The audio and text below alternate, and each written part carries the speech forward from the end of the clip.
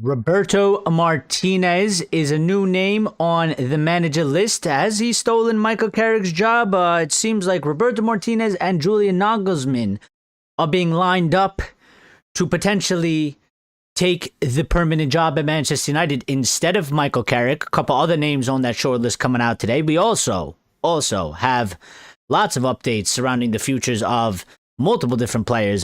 Kobbie Mainoo's contract situation, Marcus Rashford's sort of update and situation between Barcelona and Manchester United and Marcus Rashford. Barcelona have been trying to desperately, negotiate that 30 million fee down. Manchester United rightfully not budging from that, and there has been sort of a decently significant update there.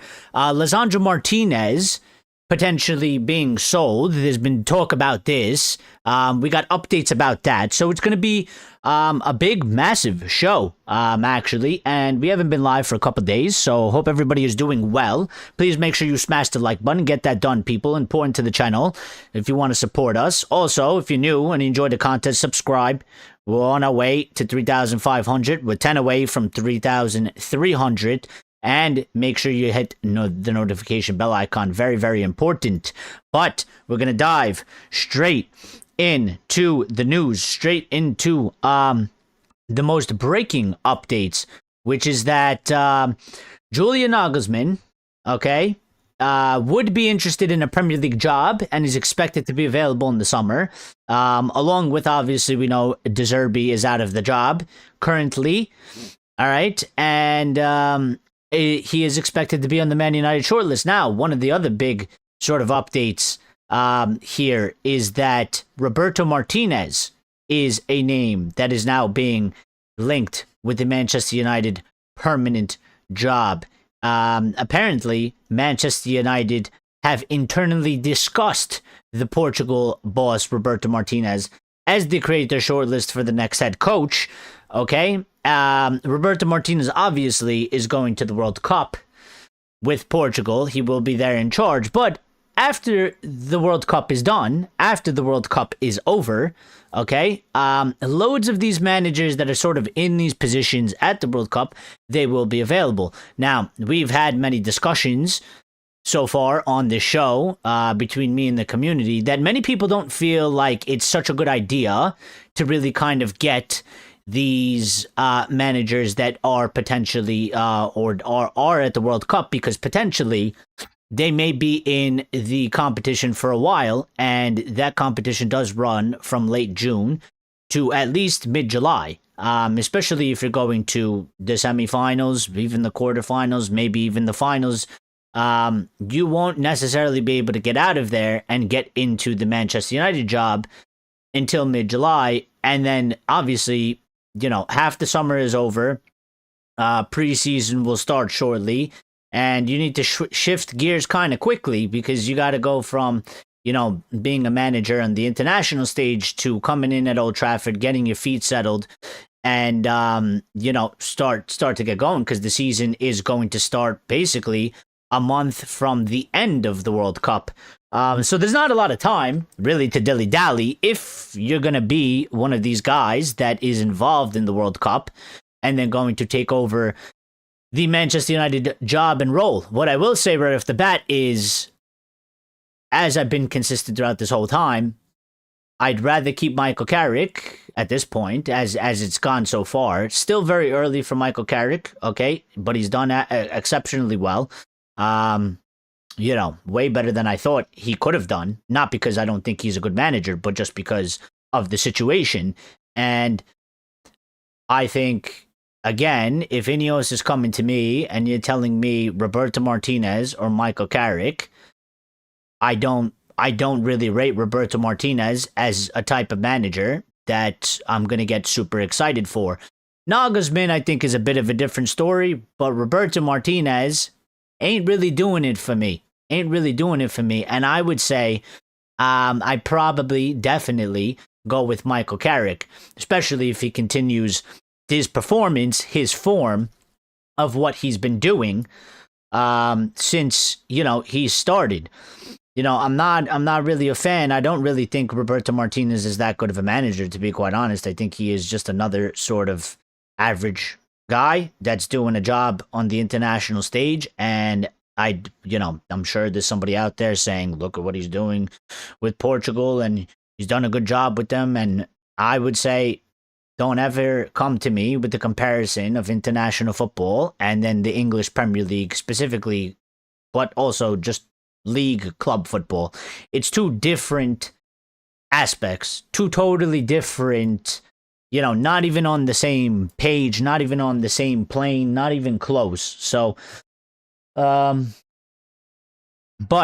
there is more updates, okay? And surrounding this sort of thing, but apparently United are looking and discussing internally about Roberto Martinez. It concerns me slightly, a little bit, because once upon a time, I mean, they did say, or they still kind of hinted it, but they kind of say that they are going to get the best possible manager for Manchester United, and I don't really feel like somebody like Roberto Martinez or De Zerbi,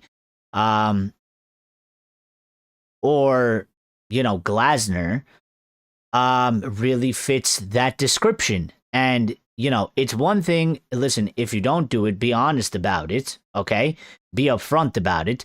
Don't promise us you're going to do something amazing and then you do something sort of average, because I see these guys as average sort of managers. But they keep throwing out this quote that United is sort of going to get this best in class, or they're going to go for the best possible option. I don't really feel like Roberto Martinez fits the bill under the name of best option. I don't think he's at that level, at that quality. So, it is one that is quite interesting that's going on, and there are some further updates, and we'll get into them in a little bit, okay?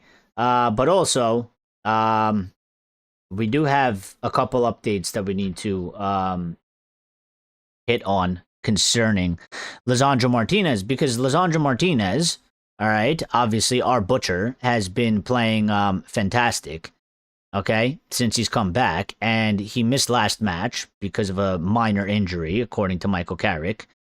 And there was sort of a story that Lisandro Martinez may potentially go to Barcelona, which I sort of laughed at, okay, because here's the update, all right, coming from sort of caught offside, maybe another outlet or two, okay, but Barcelona believe Lisandro Martinez would be open to a move to Barcelona this summer.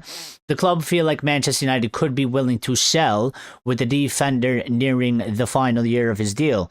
And I laughed at this because Barcelona, being broke scammers that they are, fake broke scammers that they are. Maybe they actually have financial troubles, but I don't really care about their financial troubles. Has nothing to do with Manchester United. But while they are bitching, moaning, and crying, and pleading, and playing the victim of that, oh, our financials are messed up, we can't really afford the 30 million price tag that we asked, that we agreed to originally for Marcus Rashford, and we would like to negotiate it down because woe is us, okay? Now there's a story coming out saying that Barca believe Lisandro would be open to a move to Barcelona this summer because his deal is coming to an end, but that doesn't mean anything, and it's not final in any sort of way, okay? Maybe they'd be looking to get him on the cheap, and again, I will double down on this, Manchester United, and you know what, credit to them, they've put their foot down on this Marcus Rashford thing, which I applaud them to, because in the past, Manchester United would be weak, and they would probably most likely succumb to this sort of pressure from Barca in trying to lower this fee. And we should absolutely not do that. We can't really afford to do it, and we need to be getting maximum amount of money for the players that we don't want. Barca would probably be looking to get Lisandro Martinez on the cheap, considering that he is nearing the final year of his deal. I will laugh at them because that's not going to happen. He is a good player. And Manchester United, I don't know who needs to tell them, but Manchester United are not, as far as we're concerned, Manchester United are not looking to sell Lisandro Martinez. In fact, Ben Jacobs has come with the update that Manchester United want Lisandro Martinez to stay. So, for all the worries, for all the, panicking that the Butcher may leave, because most people love the Butcher and they want the Butcher to stay, okay? Like me, I think Lisandro Martinez is a player that we should be keeping. I think Lisandro Martinez is a player that we should be extending his contract, all right, for the time being, at the very least. He's come back. He stayed fit. I'm not worried really about his previous injuries. I think one was a botched thing by us. The other one was just unlucky, and it happens in football, but he's come back and he's done well. And, this thing is minor as far as we're concerned. Lisandro Martinez, in my opinion, is a player that should absolutely not be for sale, and he should be staying here. And, but yeah, I just don't think Barca, it's laughable, okay? They're crying about Marcus Rashford's fee, but then at the same time, they're looking to go and buy Lisandro Martinez. So you do have money. So you can actually pay for Marcus Rashford. You just don't want to. How late are you? Only a few minutes. Maybe 10 minutes. 11 minutes. So, now, I will hit this Marcus Rashford thing at the same time, since we're on the discussion of Barcelona. And we've had significant updates surrounding Marcus Rashford and Barcelona. So Rashford is prepared to drop his wage, but not for United. Oh, wow. Thanks. Both club and player want him to stay at Barcelona. At this moment, there's a standoff between the two clubs over the price. However, one way or another, Rashford will be a Barcelona player in the summer. That has been made quite clear and evident. Okay? Funny how Marcus Rashford would not be willing, but he was never willing to take a wage cut at Manchester United. We should have never gave him the wages that we gave him. That's not on him. That's on our club and the people that were running the club at the time, of the high level of incompetence that they are. Okay, and not understanding football structure and football wages. Some people might argue it's not that much better, but I think it definitely is slightly better. And there definitely has been this standoff between Manchester United and Barcelona, and I will give you sort of the other update that came out previously that went hand in hand with this, okay? And that is, let me just pull it up. Let me just pull it up, because there was a story the other day, okay?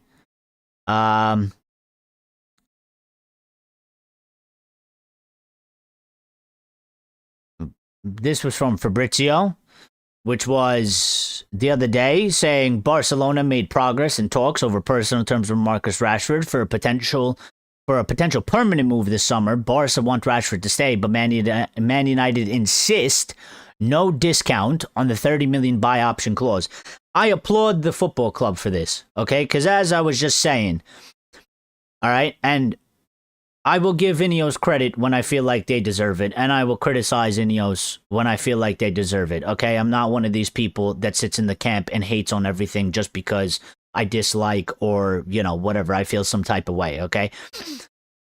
In the past, Manchester United would have definitely gone into these negotiations. Now, this isn't final, and maybe they still do it. Okay, maybe it still happens, but as it's ongoing, as it currently is with Marcus Rashford, Barcelona, Manchester United are holding firm, they're holding strong, and they are not succumbing to the brokey bitching and whining and playing the victim that Barcelona are trying to play, okay? I don't give a fuck about their situation. I don't care. I don't want to hear the small violin. I don't want to hear the story. Again, you agreed when you took him on loan, you agreed to the 30 million buy option clause. It was there. You were okay with it. He's done well for you. You want him to stay. He wants to stay. He enjoys your club. He enjoys playing there. It's going well for him. Pay the money. It's that simple. Anything else, Barcelona can literally go fucking do one, okay? Go sell a player.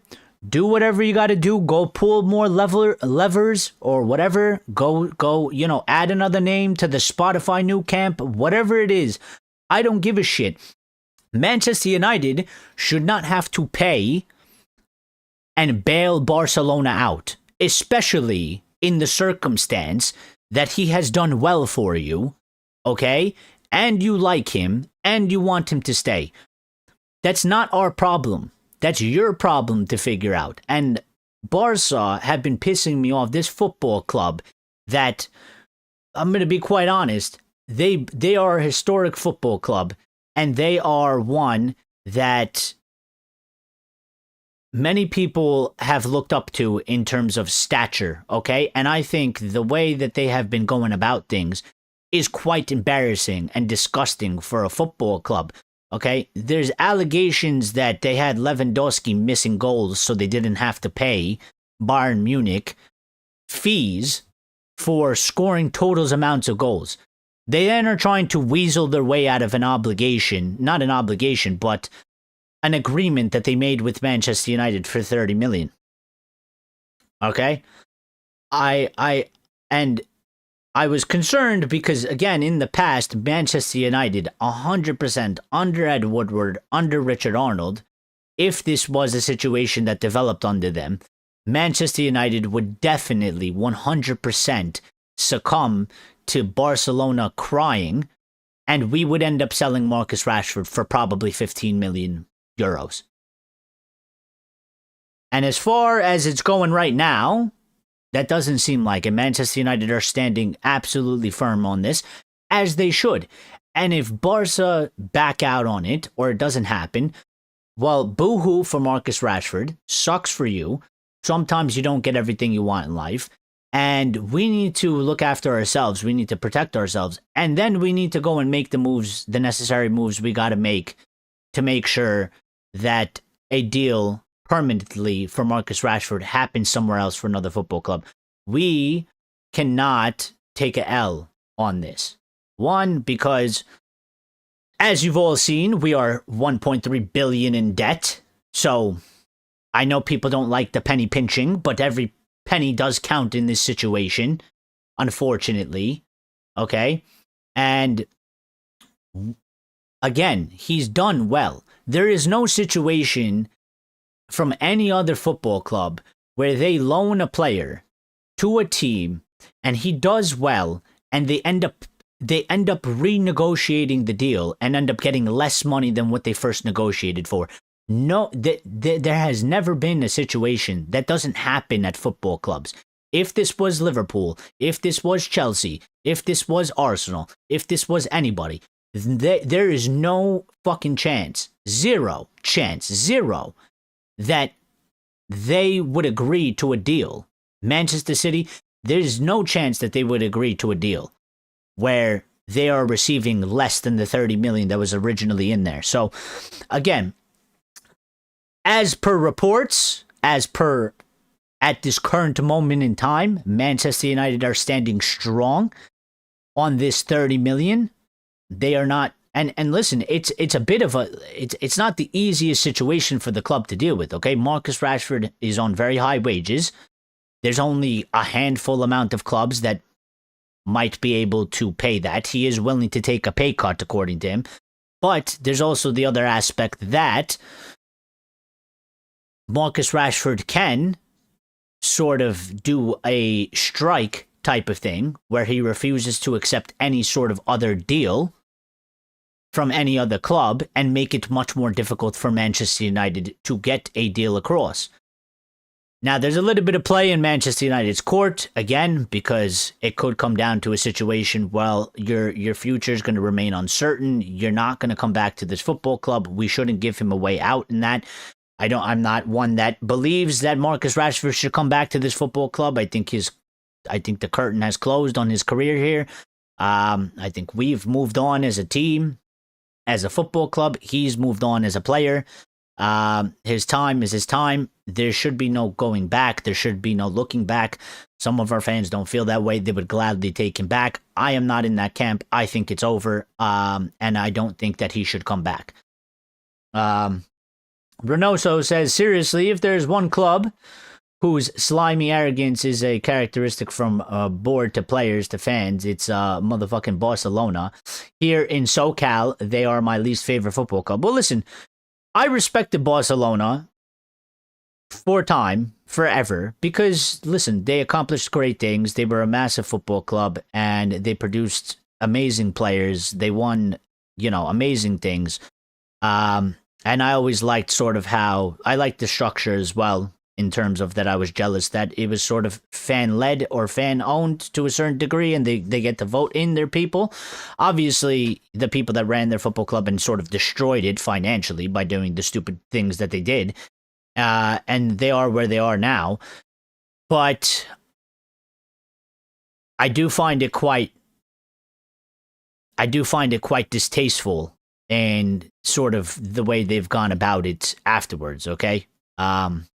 This sort of, boy who cries wolf type of thing that they're doing, okay? It started with this whole, they think that they can come in and muscle Manchester United and get a cheaper deal, so it benefits them and only them, because it doesn't really benefit us, okay?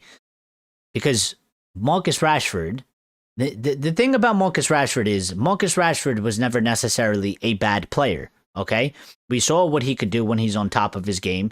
We know how good he can be, okay? But the situation in Manchester United was one that sort of just fizzled out. It burned out. This is why he needed to go. This is why I said, it's his time to go. When you have a boyhood player from your football club and he's showing up and he doesn't look happy and he's walking on the pitch, there's an issue there, which I always felt like it's gone past the point of rectifying. It's gone past the point of fixing, okay? He's been through a lot of rough periods at Manchester United. The environment was no longer good for him. He needed a fresh start. We needed a fresh start, all right? And we're seeing sort of that, listen, he wants to play in the World Cup. He had sort of this thing to go prove. He needed to get a move. He needs to sort of revamp his football career because it sort of died in the last 2 years and Manchester United didn't go very well. So he had everything to play for and he's doing really well for them. And Manchester United need to sell him because, we've moved on. We have Mbeumo. We have our attackers. Okay, we need probably a new winger. We need fresh people. We need untainted sort of people. And, some people might have a problem that I label him as that, but it is a bit true. I mean, listen, Marcus, did he win a couple things while we were here? Was it all bad? No, it wasn't all bad. He had some good times, but there was a lot of bad times, a lot of bad periods. I mean, he came in under Van Gaal. That manager was sacked. He was here under Mourinho. That manager was sacked and ultimately ended up in failure. Part of a group of players that at times people said you weren't fit to wear the shirt and maybe didn't necessarily have the best attitude. Okay. Was here under Solskjaer, who got sacked. Was here under Ten Hag, who got sacked. And then Ruben Amorim was the end of him and he never really played for him. So I don't know. It's going to be a bit of a messy one, I do think. Hopefully it's not too messy. All right. But, again, Barcelona at this current moment in time, if things are to be true, I mean, they're absolutely delusional. They're living in La La Land, and I'm not here for their bullshit. They're struggling. They're crying that they're struggling to afford Marcus Rashford to us, but then they're thinking about doing a move for Lisandro Martinez. In what world are you operating? Because the one thing that I will say Ineos, I think, have sort of done a decently good job, and I think they need to double down and double put their foot down on, is Manchester United cannot be a club that looks and operates weak. We cannot be put in a position that we are taken advantage of, like how we used to be, okay? Because that has led to almost, just absolute destruction to our football club, being taken advantage of on transfer fees, transfer wages, agent fees, and really being backed into a corner and being like desperate little, sad little people struggling and begging. Okay, we can't be begging. Okay, because beggars get taken advantage of, unfortunately, in this life. Renosa says, I cringe when I see Barca jersey, and even more if I see an Inter Miami, as I know their love for Barca is not from prior generational support, but from the prime era of bribing the refs and diving. I get it. It looks nice when you pull all that together, but for me, they are just a tainted club. Well, let's see what happens on that front. But I am quite encouraged that we are not getting updates, particularly from United's side, that we are sort of looking to give into these absurd demands from Barcelona. And I've been saying for time, if I was in charge of Manchester United, the only thing that's coming out from my side to Barcelona is it's a simple one sentence message: pay the money or fuck off. And that's the end of it. You made an agreement. If there was no agreement, okay, I can understand you come in, you try to negotiate it for it. If he didn't do so well and we want to move him on, okay, I can understand how Barca might be looking and say, listen, we would be willing to still buy him. He hasn't done necessarily well, but we like the player and we need a player and, we sort of believe in him. I can get that aspect. I cannot fathom or understand in what area you have an argument for a negotiation to say, yeah, Marcus has done really well for us. He loves our club. We love him. We agreed to 30 million euros, but we would like to sign him for 15. Do you accept? And I think only ultra stupid, incompetent, weak, spineless people would be like, well, what are we going to do? We got accepted. I mean, there's nothing else we could do about it. So, Axe is here. What's up, Axe? So, that's that sort of little update about Marcus Rashford, Barcelona, Lisandro Martinez, Barcelona. Okay, I don't think Lisandro's going anywhere. And I think unless this sort of minor injury that Carrick said Lisandro picked up, unless it turns into something sort of significant, I don't think Lisandro's going anywhere. I think Manchester United would like to give Lisandro an extension. I think they are maybe possibly holding out a little bit because there might be a potential sort of, worry from the injury side. Because again, you don't want to end up in a situation where you give a player maybe a 4-year contract extension or something like that, and he becomes quite injury prone and you're stuck with him and you're going to lose money. But I think in terms of obviously ability, character, okay, attitude, and everything that we see Lisandro gives us on the pitch, okay, I don't think that there is any sort of inclination from that aspect that Manchester United would be willing or looking to sell Lisandro Martinez, unless somebody offers us some sort of a significant amount of money, which is what I spoke about on previous shows. I think there is a good core group of players there that Manchester United are not going to go out of their way to try and sell. If somebody comes and offers us some sort of significant amount of money for a player, I think they will sit down and think about it, and they could possibly sanction it. I don't think that's a bad thing. I think that's normal, standard operating business. I think it's a bit similar to Bruno. United weren't necessarily looking to sell Bruno. They didn't transfer list him. They weren't, putting feelers out there for Bruno. Okay? Somebody came in and dropped 100 million. They had to sit there and discuss it and think about it and contemplate it and decide whether they're going to take it or not. And I think the same is for a few of the players. I think Lisandro is one of them, okay? And I think maybe somebody like Diallo is another one, even Delo. None of our new players like Sesko or Cunha and Buemo, they're definitely not going anywhere. And no one's going to come in and offer any money for them because the deals are fresh and it would be absolutely have to be significantly through the roof. And Rashford is not coming back. No, Axe. No, he's not coming back. The latest update that we have is Marcus Rashford is reportedly willing to take a wage cut, but not to stay at Manchester United. So, take that for your boy. And both player and club want him at Barcelona. And currently there's a standoff over the transfer fee, but Rashford is expected to join Barcelona this summer. And as he should. He should never come back to Manchester United. It's over. It's done. Should never come back. Never look back. We move on. He moves on. We just need to settle this saga once and for all. And that's it. And I have a fear that it's probably going to get dragged out because one, there's the World Cup. So I don't know how you have sort of those negotiations when he's at the World Cup because obviously, really, ultimately, I guess, listen, if they do the agreement on Barcelona from the personal terms from their side, then it really comes down to Manchester United and Barcelona. You don't really need Marcus Rashford till later to basically just sign off on everything or whatever. So, yeah. But we'll see what happens with that. I mean, I don't have any faith in these scammers of Barcelona to just be men and just sort of have an ounce of decency to just, be real about the situation and just put your money where your mouth is and just get the deal done.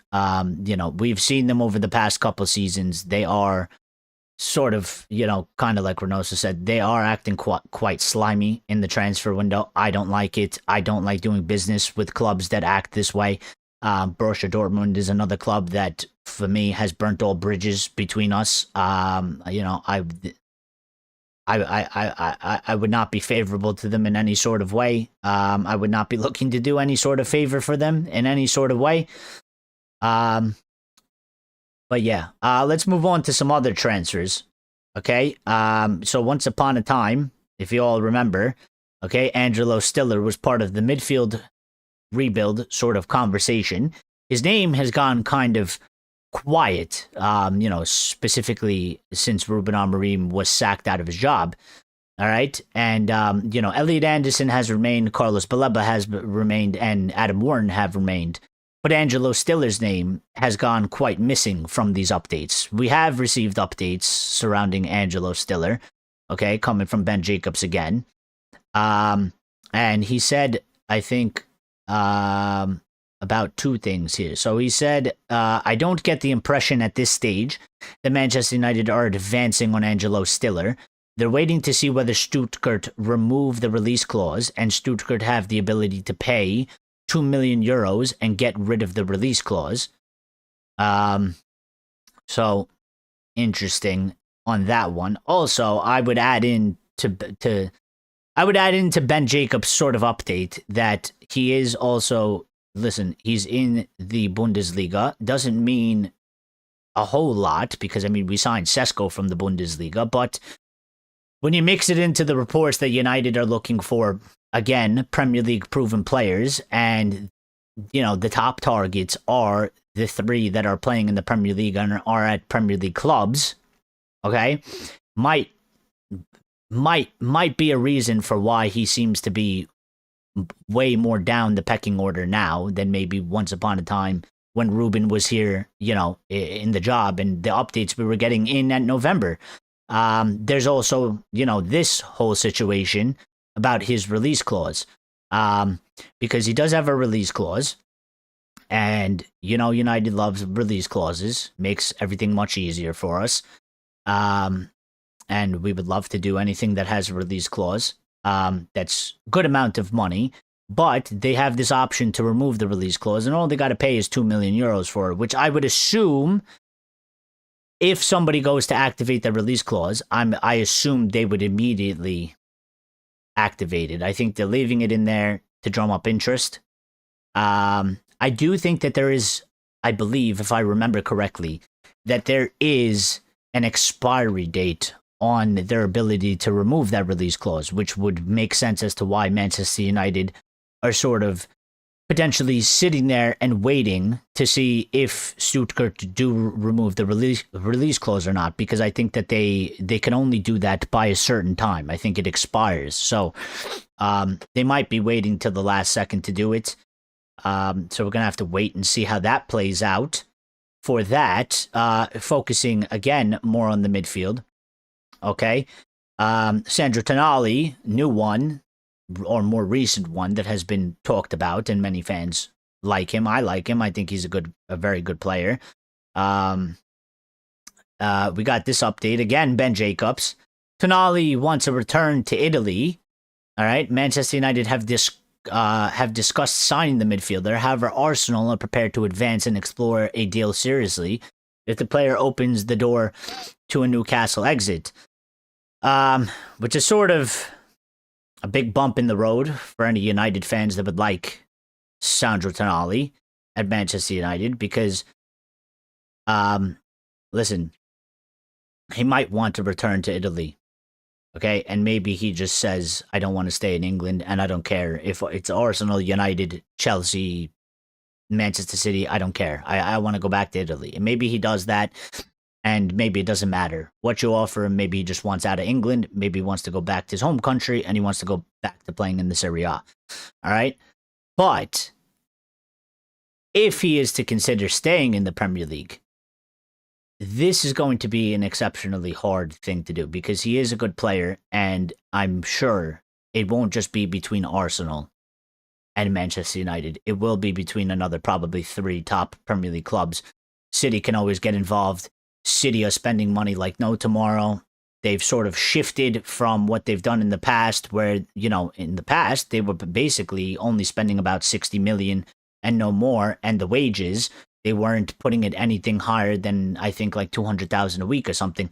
They've deviated from that, as we've seen with sort of the deals that they're doing. They're giving players 300,000 a week. They're willing to spend, as much money as possible. So this would be an extremely hard thing to do. Not impossible, okay? Because it's just football, and it's how it works, all right? You could get a player that maybe you think might not be able to happen because of all this competition. But certainly, there are things that are against us in our corner, okay? There are things that are against us, all right? In the fact is that, one, the consistency of how good we've been over the past, I don't know, even if you just say the past 3 seasons, we've been all over the place. Whereas, Arsenal have been really consistent. City have been consistently at the top, consistently in Champions League. Okay, they've never gone out of it. Even Liverpool to a certain fact, even though this season has gone tremendously, horribly wrong for them. I mean, I think they're like almost a 40-point difference of what they did last season. So that there's that aspect. We haven't won much either. All right.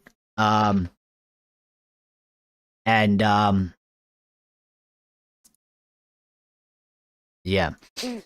Now, X says Tonali's too old for us. And I don't know what you mean by that, because he's literally 25 years of age. So how he's too old for us, I wholeheartedly and completely disagree with that. I think that that's literally prime age. And that would be an age that Ineos would be interested in. Especially if we're going to have to rebuild this midfield. Because, again, the only person that's being left in that central midfield role, as far as my opinion, is going to be Kobbie Mainoo. So Casemiro is definitely gone, and I think Ugarte will be sold, because he just seems really out of favor, and, he wasn't getting really any playing time, and he wasn't really doing that well under Ruben, which was literally his former player at Sporting, and he can't get minutes under Michael Carrick, and Michael Carrick ain't rating him either. So I think, I think he's done. Do they need to overinflate the value of their club to protect themselves from the upcoming lawsuit?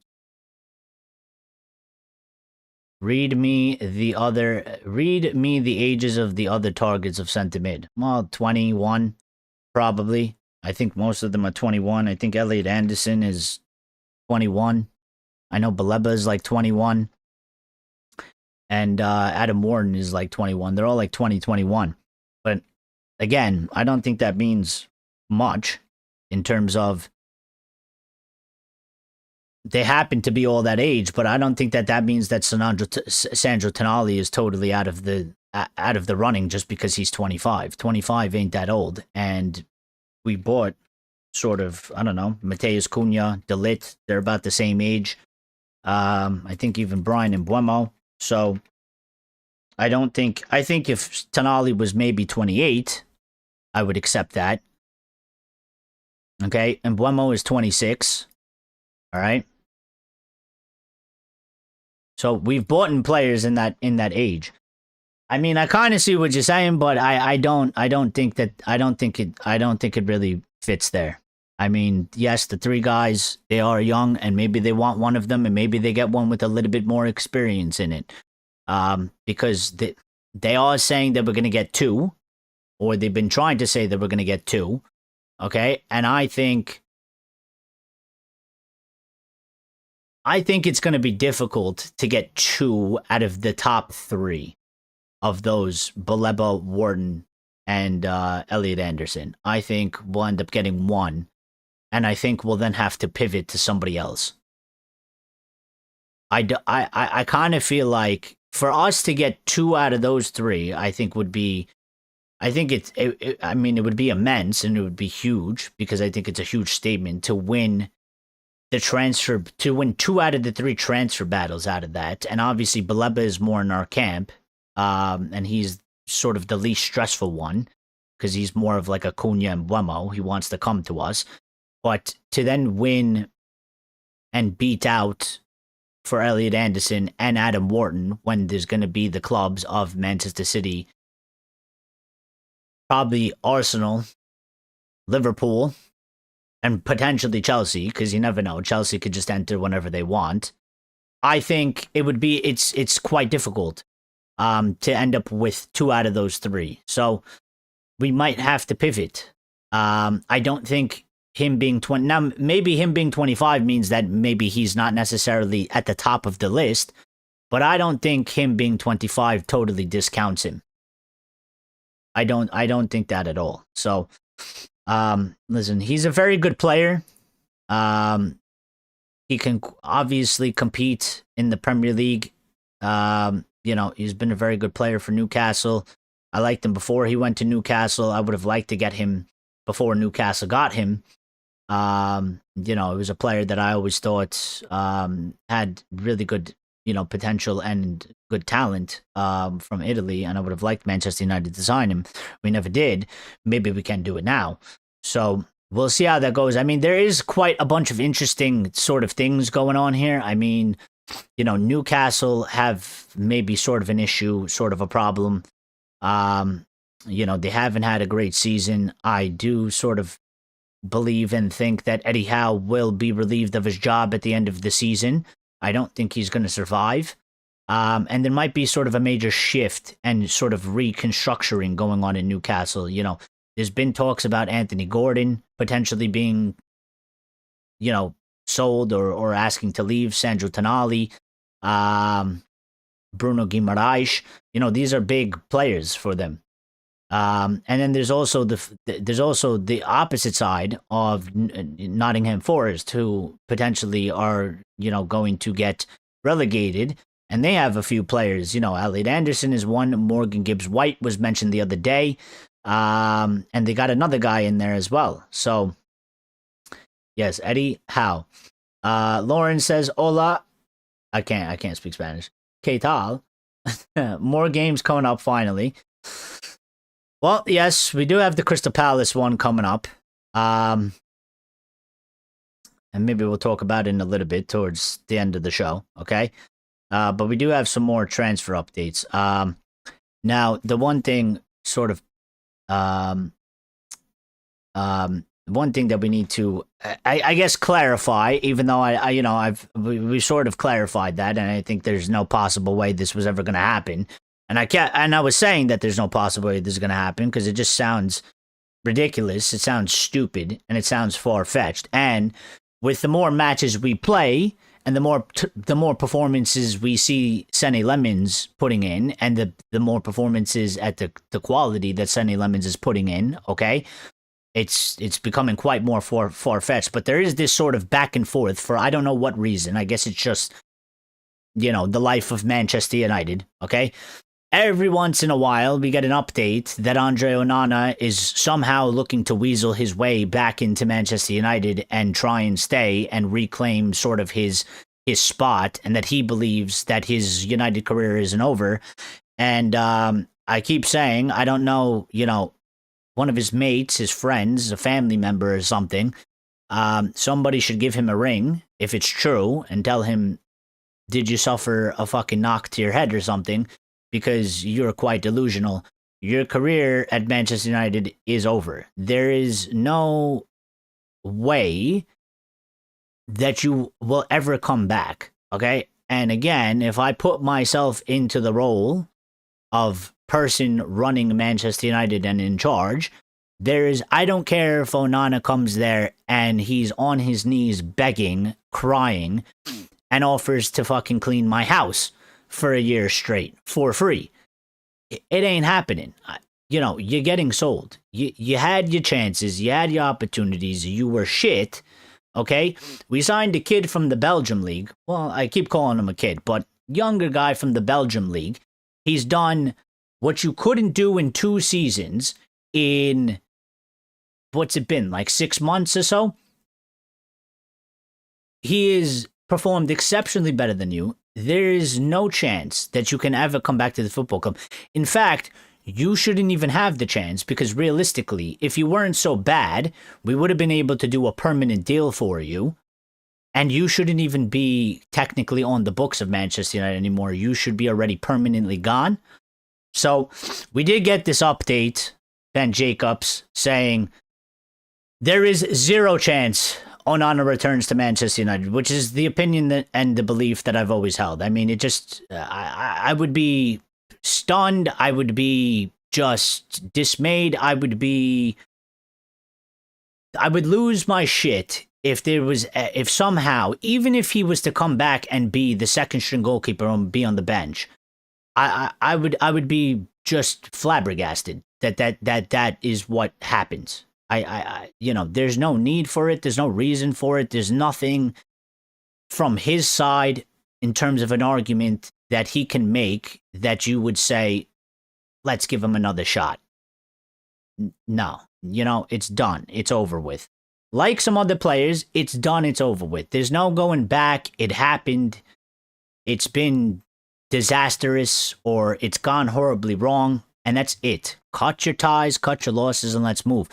So,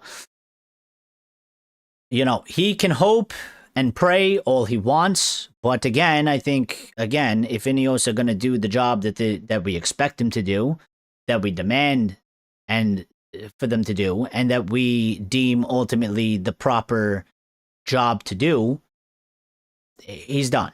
He's done. So I think coming from the club side, there's 0 chance that they're even considering Andre Onana coming back in any sort of capacity. He will be a player that we look to permanently offload. Him, Marcus Rashford is going to be one that's going to be permanently done as well. And then it's probably going to go to Xerxes. It's going to go to Ugarte. And then I guess we got to kind of see what happens after that. He has sort of sports Tourette's, Andre Onana. He is quite twitchy. For a goalkeeper, he's twitchy. He's too panicky. Especially, and we've seen it, and that was sort of exemplified. Okay, coming to play for Manchester United. We've talked about this many times. It's one thing if you do it in the Serie A, or you do it, in the Spanish league, and it's one thing if you do it maybe for Inter Milan. Not that he didn't have his fuck-ups at these other clubs, but You come to Manchester United, it's a different microscope. It's a different, it's a different sort of level of criticism. It's a different level of expectation. It's a different feeling. And if you ain't prepared for that, it will eat you and it will swallow you up. And you will succumb to all of that. And it will break you. And I think that's what's happened. It's happened to him. It's happened to many other players. Okay? The demand at this football club, the scrutiny at this football club, if you aren't some type of a person that has some strong characteristics about you, you will be broken. And, I see clips from time to time on my timeline, okay? And I get PTSD of like anxiety and shit like that when I see the goals that he was letting in. And, you kind of forget about it because he's not here anymore. And we have Sané Lemons, and like normalcy has been restored to the goalkeeping position. But I mean, if you need a refresher, if you want to put yourself through that, just go look at some of the shit. And it's like, what were we looking at that we were like, it wasn't emergency 101 of, we need a fucking new goalkeeper immediately. Almost to the point of the goalkeeper maybe should have been the first position done in the summer immediately. Because it was that bad. It was that bad. Just a crazy outburst on their own. Well, that was another thing as well, yeah. Barthez intensifies. Yeah, I mean, he's like Barthez on steroids at times. So I'm sifting through the updates. I follow too many aggregators, so they repeat a lot of the stuff. Okay, so one of the other updates that we've gotten, okay, and please make sure you're smashing the like button. If you didn't do so, please get that done, people. It's very important to the channel, and we greatly appreciate it. But some of the updates, okay, some more updates, because we just got a bunch before we went live, all right? So Manchester United may sign a specialist right back or right wing back and a left wing who can also drop into the left wing position if necessary. That's also from Ben Jacobs. Bit interesting. Now, the right back, right wing back thing, I think some people will celebrate it as they believe that means Diego Dalot will be sold or United will look to sell him. Maybe. I kind of don't feel like that at this moment. Again, fan discussion sometimes is basically purely just solely on ability. I don't really feel like the club operates in that way in terms of, if you look at the players that Ineos are bringing in, the profile of the player, it goes into much more depth than just, ability wise. All right. So I find the right wing back, right back thing quite interesting because, I was having this discussion with my father the other day and he sort of was just like, well, what's happened to Mazzawari? And I was like, it's kind of a good question because I kind of almost forget that Mazzawari is there. I mean, for a player that was one of our best performing players, and was, considered our top one, our best transfer last season because of the price we paid him for and the impact he had, he's disappeared, basically. I mean, he's not getting in ahead of Dalot, and that's between two different managers in two different systems. I always said I didn't really even like Maz as a right back, right wing back. I liked him as a center back, but he's not playing a lot. And he's not getting a lot of minutes, and he's sort of just disappeared into the background. So I don't know if maybe this sort of right back, right wing back thing is that United will look. And he's also had a bit of sort of fitness problems as well. So I don't know if this is United looking to maybe get somebody else in that will challenge Dalot. They'll keep Dalot, and maybe they look to move Maz on. Or, what it is. I'm not sure, but I find this specialist right back or right wing back thing interesting. The left wing, that who can drop into the left wing back position sort of makes a bit more sense because we do need a winger for next season. We need if we're gonna push ahead, which I fully expect that we're not going to hire a manager that is going to play any other sort of formation other than a four-back. And if you play a four-back, they're not going to play a diamond. They're going to use wide players. We need wide players. So Dorgo is one that seems like he's potentially going to be transformed into, sort of this winger that can slot in at left back if we need him to, but is going to be playing a more attacking role because that's where it was heading before his injury, and I expect that to sort of resume when he comes back.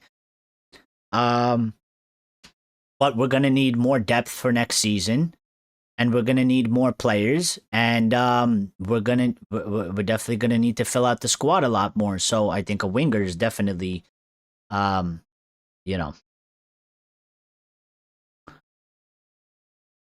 going to need somebody that, goes in these positions. Tyrell Malacia will leave the football club. I mean, he's there on the bench, but he's not really wanted by United, and we tried to get rid of him once or twice, but the deals fell through, or there wasn't much interest. But I think his contract is up soon, so he'll be going. And Luke Shaw, he stayed fit this season. He's quite a bit of a divisive player because loads of people sort of put him on that list of a player that they would get rid of him, but I don't think he's going to go anywhere, and I don't really expect him to, so I don't really talk about it. I think it's a bit of a waste of time. I just don't see him leaving the football club, and I don't see him getting sold, and I don't think Manchester United are actually... I think Manchester United look at him and they don't actually are actually quite interested in doing that anyway. I think they're looking to sort of keep him for the time being. Anyway, so Renosa says, "Nah, pass. You know how bad he was. Every time Lemons does something even textbook normal, I still feel relief that it was an Onana in goal. And you, me, and many of us. I mean." I still get sort of I think we forgot what a good goalkeeper was like because of him. And, he was only here for 2 seasons. It's not like he was here for 5 or something like that, or 4. 2 seasons, but it was that bad. It was that disastrous. I mean, Lemon's first game, he caught a ball that went straight to him, and we fucking cheered like we won the Premier League. That pretty much sums it all up. And I agree. I'm sort of still the same, and I've seen many people say that they're still the same. Lemons makes a save that might be considered fairly routine, but because we're so used to the ball somehow going into the net and it being a disaster, and then it being talked about like the world is ending the next day, and being embarrassed, across all platforms, social media, and then on legacy TV, Sky Sports, and etc. He makes these saves, and we get super excited by it because we're like, dude, we ain't seen this shit for 2 seasons straight. And we had 2 different goalkeepers as well. I mean, let's not forget, being there again. I always said he was never going to be the guy. I didn't think he was good enough to be the guy, and he had his own sort of calamity problems when trying to take over. So, again, Sonny Lemons for me has been a really good find.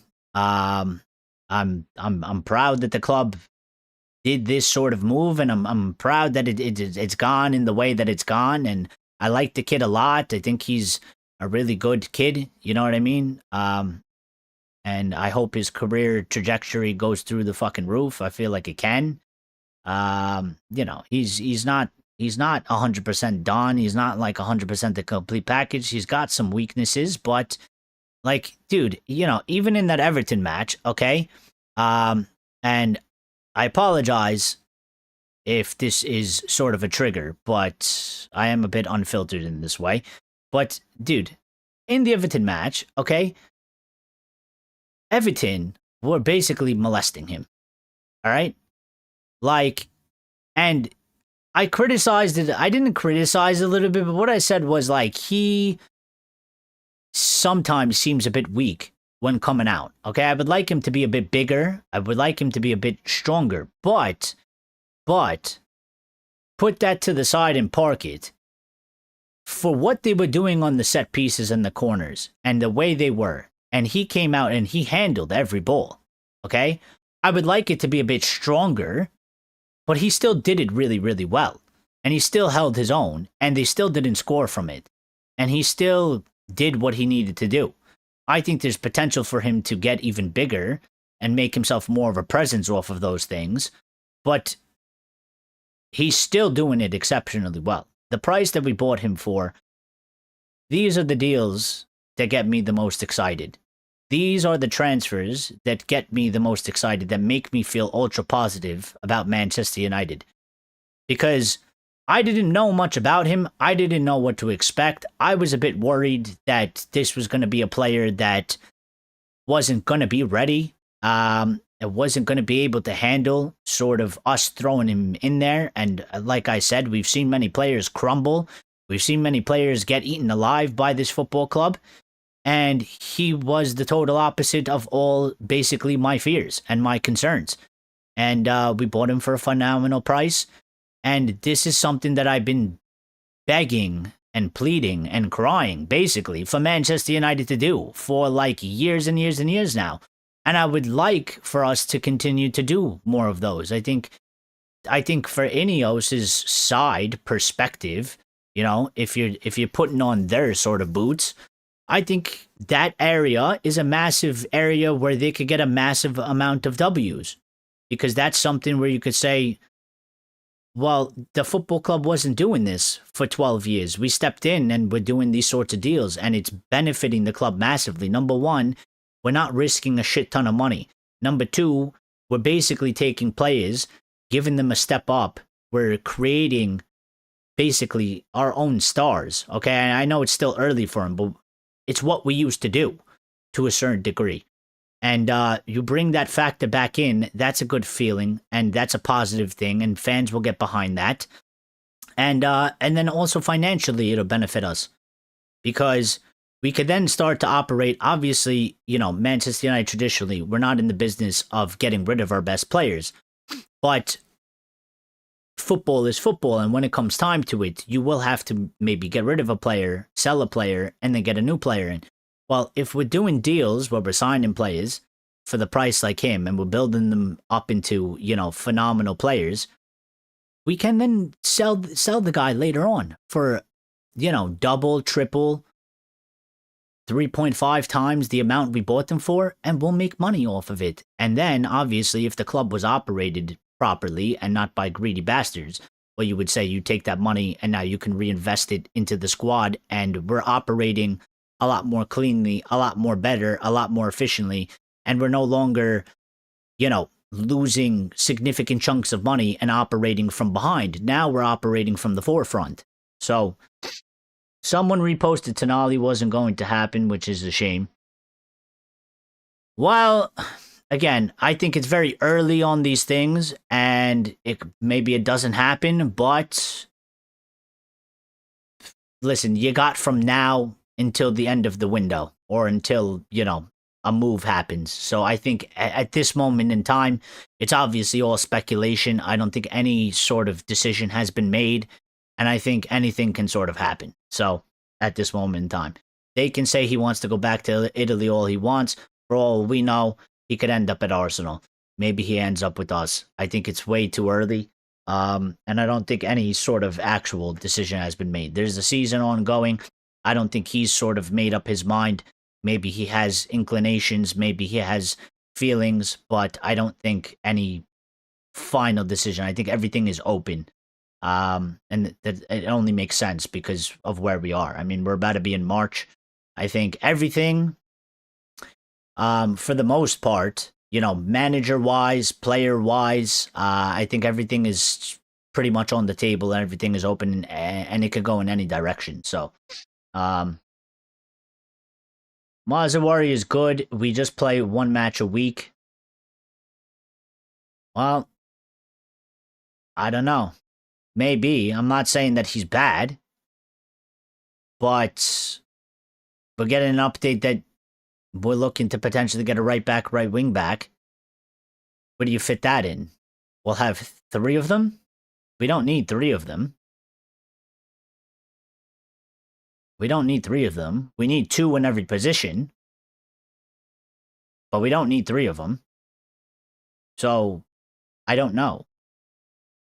I'm not sure. And he's had a bit of fitness issues. So, maybe they don't want that. I don't know. Or maybe it's just not true. Maybe we don't go for a right back. And maybe we just continue on with the 2 that we have. I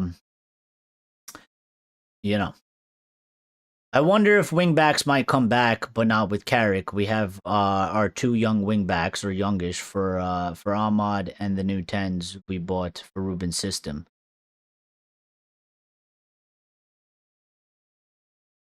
Goalkeeper trauma is what my therapist says. He's from out of town. Mazawari is definitely not a wingback. Well, I never really liked him in that position. I always said in the 5-back, for me, I would play him as a centre-back. I always thought he did a better job at centre-back. And so, I don't know. But, I mean, he's not playing much. And, yeah, we're playing 1 match a week, but he's not even getting, I mean, why would you sub? I mean, I think he's been subbed on once or twice when we're trying to secure, the defense a little bit more. But, yeah, I don't know. It's, I don't know. We'll see. I mean, it's the first time that I sort of heard that United are potentially looking to get a right back or a right wing back. So, we do have Harry Almas out on loan, and, we'll see what happens with his future, because he is a left-sided player, left back, potentially maybe left wing back.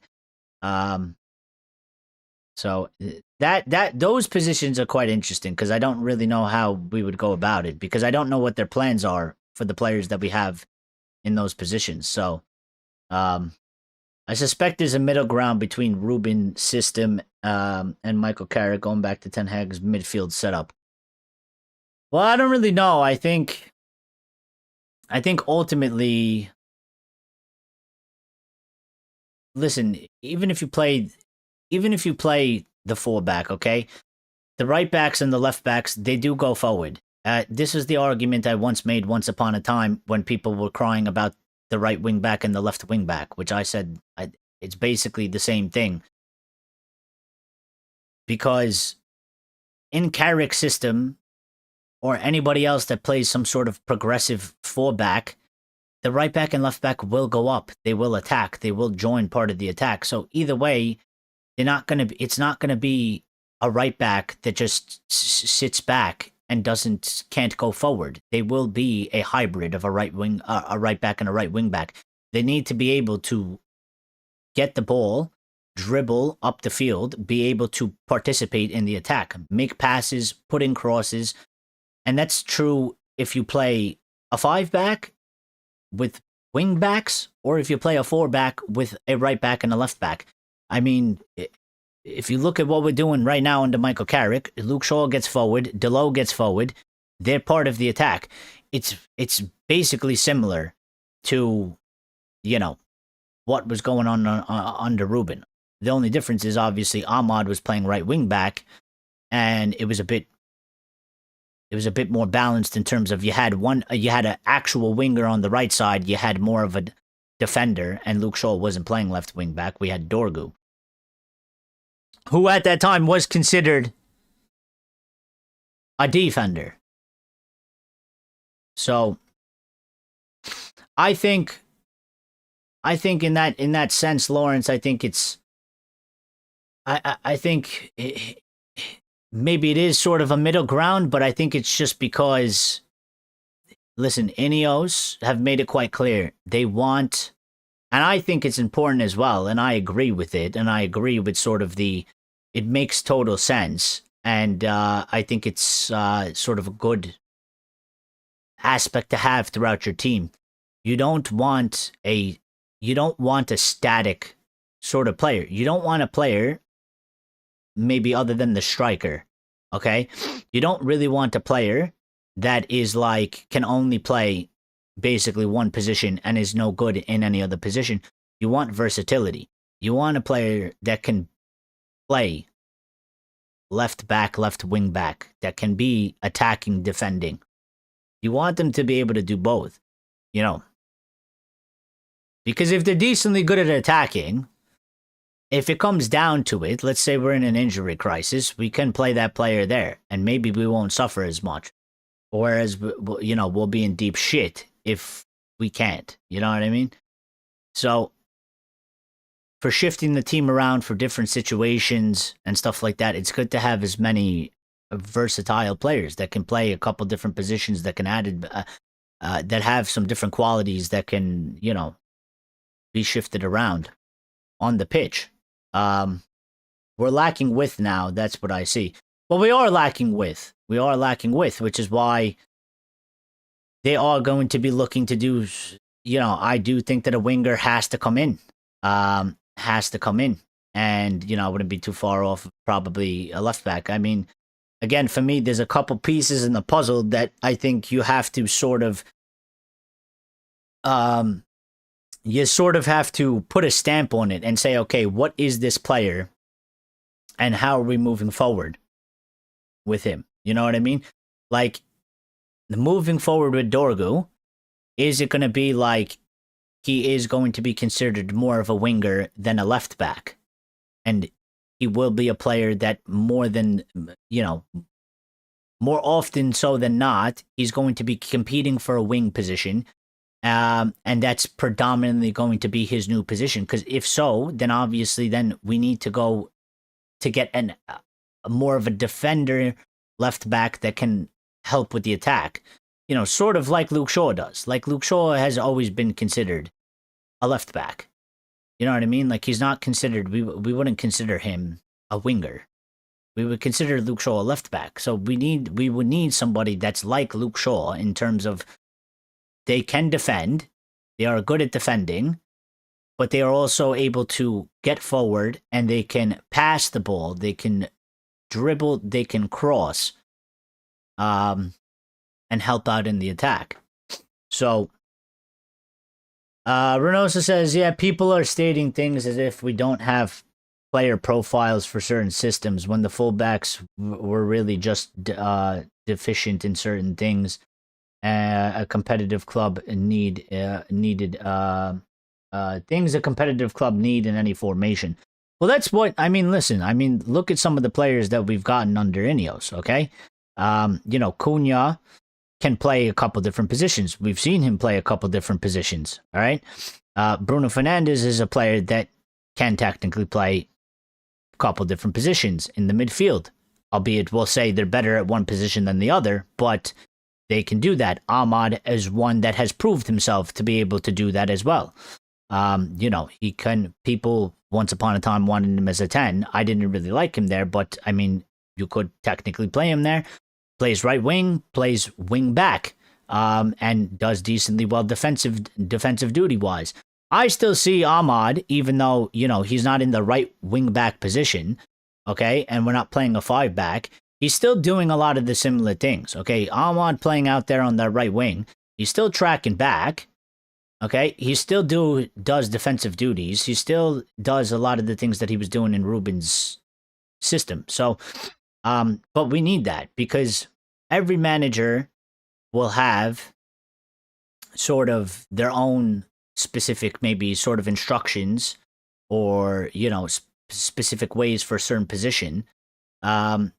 But if they're versatile, it'll make it more flexible for whatever manager we get so that we don't end up in a position or we'll be in a situation or a scenario where it's least likely where the manager is going to the board and basically saying, I can't use this player. He doesn't have X and X qualities. He's very static. I need somebody that can do these things. The other question is whether there is going to be a central midfield partnership which gets better with a playmaker in front of then, because Bruno is fading a little while Cunha and Brian not wingers. Well, well, well, the playmaker thing I think has to come later on. I do believe that I kind of feel like right now Bruno isn't. I mean, he could go somewhere. I don't think the club are looking to get rid of Bruno, and I think they want him to stay. And he is our captain, and I don't think he's necessarily fading. So I think the team dynamic has changed, and I think again. I disagree with that. I think Bruno is still doing things that Bruno has always been doing. I just think the dynamic of the team has changed in terms of he's got a lot more quality and help around him in the attacking sense. And I think actually to Bruno's credit, and I think this will go towards Ruben, and I think it also will go towards Michael Carrick since it's continued under him, that Bruno was always a player that a lot of times when you look back at our older squads, we are in matches and we are playing like absolute dog shit, the entire team. And Bruno Fernandes would always go into tunnel control, tunnel vision mode, where I am the captain, I want to win, I hate losing, I want to get the 3 points. None of my teammates are getting shit done. I gotta fucking do it. And he would become quite fairly, very selfish. And he would also lose his composure in those moments because he's forcing things. They're not coming off. But sometimes, because of that, he was the guy. All the play went through him. He's creating all the chances, whether it's passing opportunities or shots on target.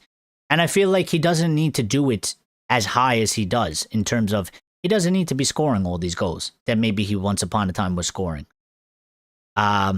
Because it's quite clear that he has trust in Mbeumo. He has trust in Sesko. He has trust in Cunha. He believes in these guys' ability. And also they're getting shit done on the pitch. So I think he's calmed down in that aspect a little bit. So his assists and his playmaking and his creating of chances is still very, very high. And there's nobody that's going to give us the output that he gives us. It's very hard to find a player in the top 5 leagues in Europe that's going to match that output. I don't think there is a player that is doing that sort of thing. So I think Bruno is totally fine. And really, if he's going to leave the football club, it'll be up to him. It won't be... I don't think it's going to come from Manchester United. Now, eventually, we will have to replace him. But ultimately, I think the best way and smartest and easiest way to do that is, well, we need to rebuild the central midfield first. So how about we do that? And how about we keep Bruno Fernandes? Because I think to do that, I think if we get rid of Bruno, we get somebody new in, okay? Maybe we'll still have Mount. But to get somebody new in that's going to essentially take over the reins and then get basically a brand new midfield, I think that's a lot of changes in a massive key area of the team. And I think that might lead to existential problems next season that we can't really afford to have. Because next season's going to be very tough. We're going to play a lot more competitions and we're going to be in Champions League. I do believe we will be in Champions League. So I think we need to focus sort of a couple things, one thing at a time, which is the midfield, the central midfield ahead of Bruno, behind Bruno, needs to be taken care of first. I think personally, I'd keep Bruno here for at least another season or two while we sort of solidify that area behind him. And then once they sort of find their feet, they find their rhythm, they sort of gel, and that solidifies that area, then you go and take care of the position in front of him, and you go and get the next best thing that's out there for that position. Maybe it's a 23-year-old, somebody like that. That will be here for many, many more years. All right? Looking for Bruno's replacement means we have to buy 2 players, Hesty says. Well, I mean, listen, I don't know necessarily we have to buy 2 players. I think that's some sort of a joke, but I'm not really getting it. But many people say this, okay? And they've said it before. And I think it's quite clear. Like, we're not going to actually be able to replace Bruno Fernandes because, again, the way he plays the game and what he does, there isn't really somebody out there like him. So it can't be a like-for-like replacement. But, I mean, he's not the only player that plays that position. And there are good players out there that play that position that will give us something a bit different, but will give us sort of the level of quality that Manchester United needs to compete week in, week out in the Premier League and then also in the Champions League and all the other cup competitions. It will be different. They will play the position different. They will give us different things. But there certainly is a player out there that you could go get. Off the top of my head, I haven't really been thinking about this, so I can't really think about it. I would have to look into it a little bit more. But listen, there's some young guys out there that maybe they, take the next step up. And we turn them into, our own star. There is one guy out there that plays for Juventus that I think could be very good. He's still very young. Yildiz, I think, he would be a player that sorts of excite me, but he's young, or on the younger side, So that's why I think we have to do it in sort of levels, maybe. Too much changes at too many times has never really worked out for anybody. I know we always ask that we got to do sort of a massive blow up, a massive rebuild. But I ultimately it has to be balanced. It can't. I think if we axed like 7-8 players and we bring in 7-8 players, it would be good because it's like, okay, we're making moves, but at the same time, I think a repercussion out of that later on would be we would be watching it not necessarily gel very well, and we would struggle. It would be too many changes all at once. And that sort of thinking puts us in a rock and a hard place because of the people that own us and the way that they operate. They want to be cheap. They want to do it on the cheap. They've in the past they've half-assed things, okay, and we've felt like they haven't done the proper job. They haven't done the job to the extent of the level that we feel like the job needs to be done. But at the same time, listen, you can't go under, but you can't go way over the top either. It's bad. There's negatives in both camps. You need to sort of try and find a sweet spot to it. And again, I have a bit of concern because I look at Liverpool as the most recent example, but there's been examples throughout time. In the Premier League and football, you make a lot of changes to your squad, okay, and it becomes quite rough. It doesn't gel properly. It takes a bit of time. Even if you use some of our players as examples, okay, you look at Sesko, all right, now he's doing quite well. Now he's looking more like the Sesko that we probably all expected if you were paying attention to Sesko in the Bundesliga, okay? He's looking a lot more confident. He's coming on. He's making impacts. He's looking like he's getting a much more foothold of the Premier League, playing in the team, the understanding between the teammates. Okay, but think back to the beginning. Sesko had sort of these growing issues, these growing pains. The same thing was for Xerxes last season. He didn't look quite good in the beginning. Later on in the season, he started playing a lot more better.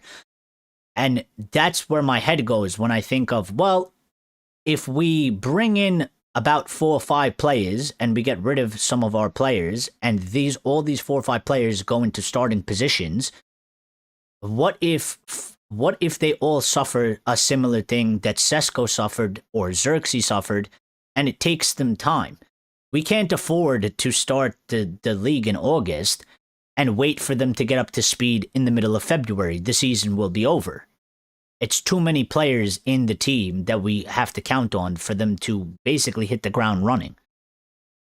And you could even go as far as to add Maguire in there and some other players. I see some people out there in the fan base, and they basically want to take like 8 players, throw them out, and bring in 8 brand new players. And I'm like, listen, I'm all for transfers. I'm all for building up the squad. I'm all for we got to make moves. But that aspect, to me, I don't think they think about I think they say it in a manner of it's almost like a video game, like it's Football Manager, or it's like, FIFA career mode, where it's like you just buy the player, put them in, and they're going to do phenomenal for you. And I'm like, well, I kind of feel like in real world examples, when you do too many changes and you get rid of too many sort of things that were once in your squad, and you have all these brand new changes, it causes a lot of disruption, and it typically doesn't go very smoothly. It goes very bumpy. And for Manchester United, we can't afford that. We can't, next season is one where we don't have a choice but to perform well. Every sort of season transfer window we go into, they say this is going to be a massive one. It's massively important for Manchester United. But from what we've just went through and suffered, okay, we can't afford to not have a good season next season. We can't. We need to basically replicate this sort of form and position that we have. We need to make sure that we're in the top 4 again. We cannot go backwards. But financially, we can't afford it, okay? We are 1.3 billion in debt, okay? We just turned a profit for the quarter of, whatever it was, 36.5 million, all right? We've banked next season and gambled, and I've talked about this before, but we've gambled next season basically on Champions League, just like how the previous season we gambled everything on Europa League to get into the Champions League for the money. All right, we sacked all these people and cut all this sort of waste deemed by Inio that has turned this profit, but we can't do that again. So financially speaking, we can't afford to go backwards.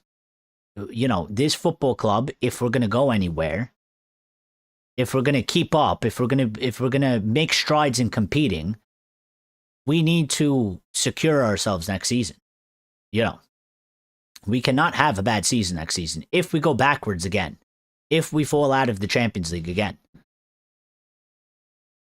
or worse, if we end up not in Europe again, it's going to be absolutely detrimental, and we're going to be in deep shit, and we're going to be in big trouble. Bring on United. Oh, hold on. Lawrence says, I feel Kobbie and Bruno get picked as club favorites at the moment, but then that's the question about the interim and permanent coach.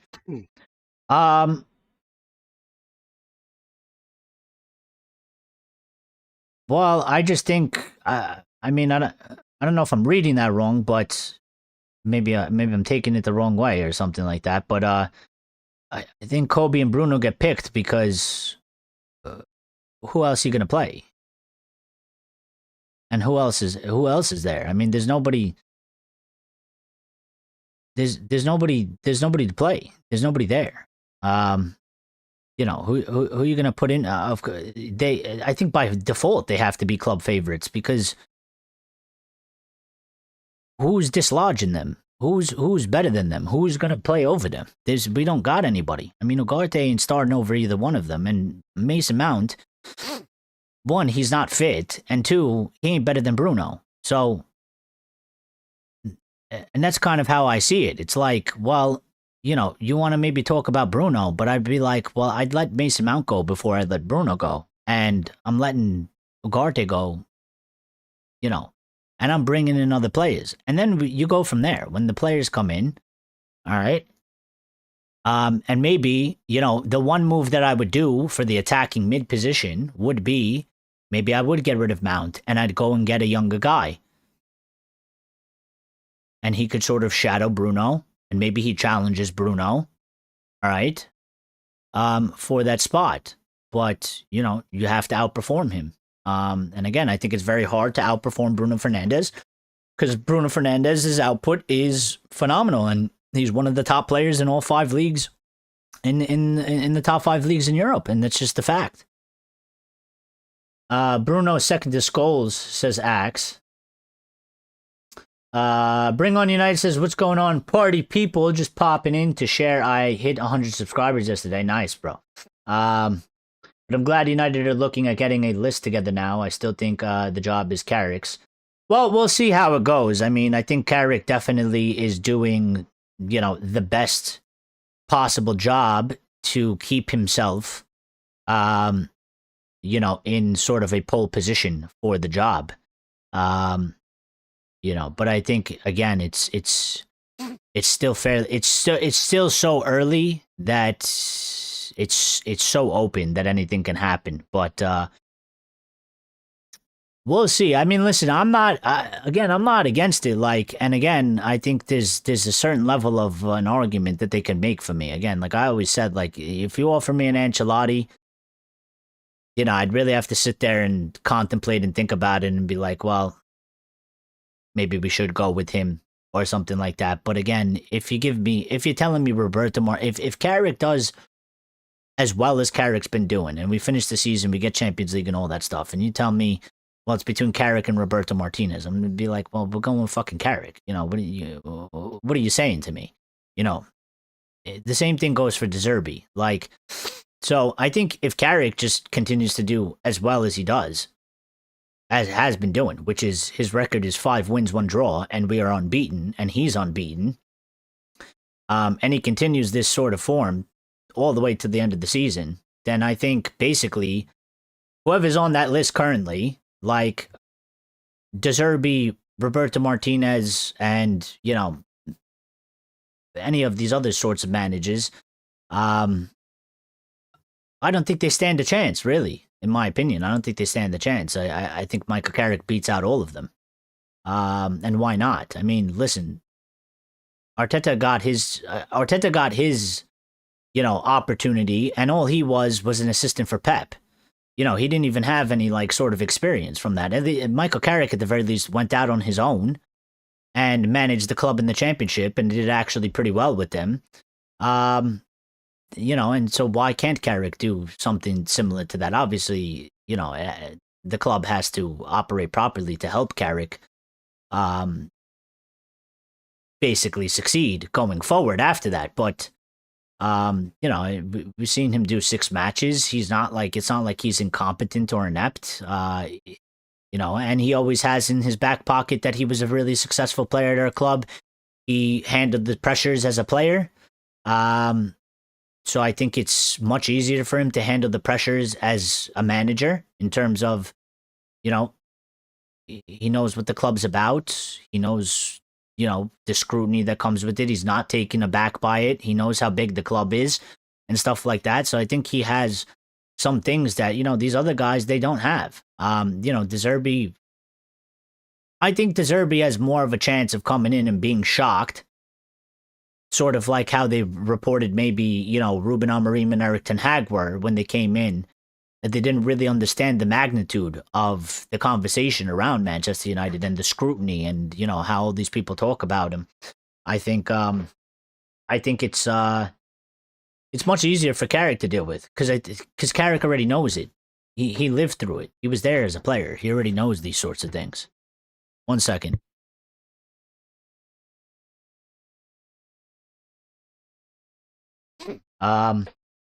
So yeah, sorry, I lost my train of thought, but basically, yeah, I think, listen, on Carrick, I think, I'm really happy for him.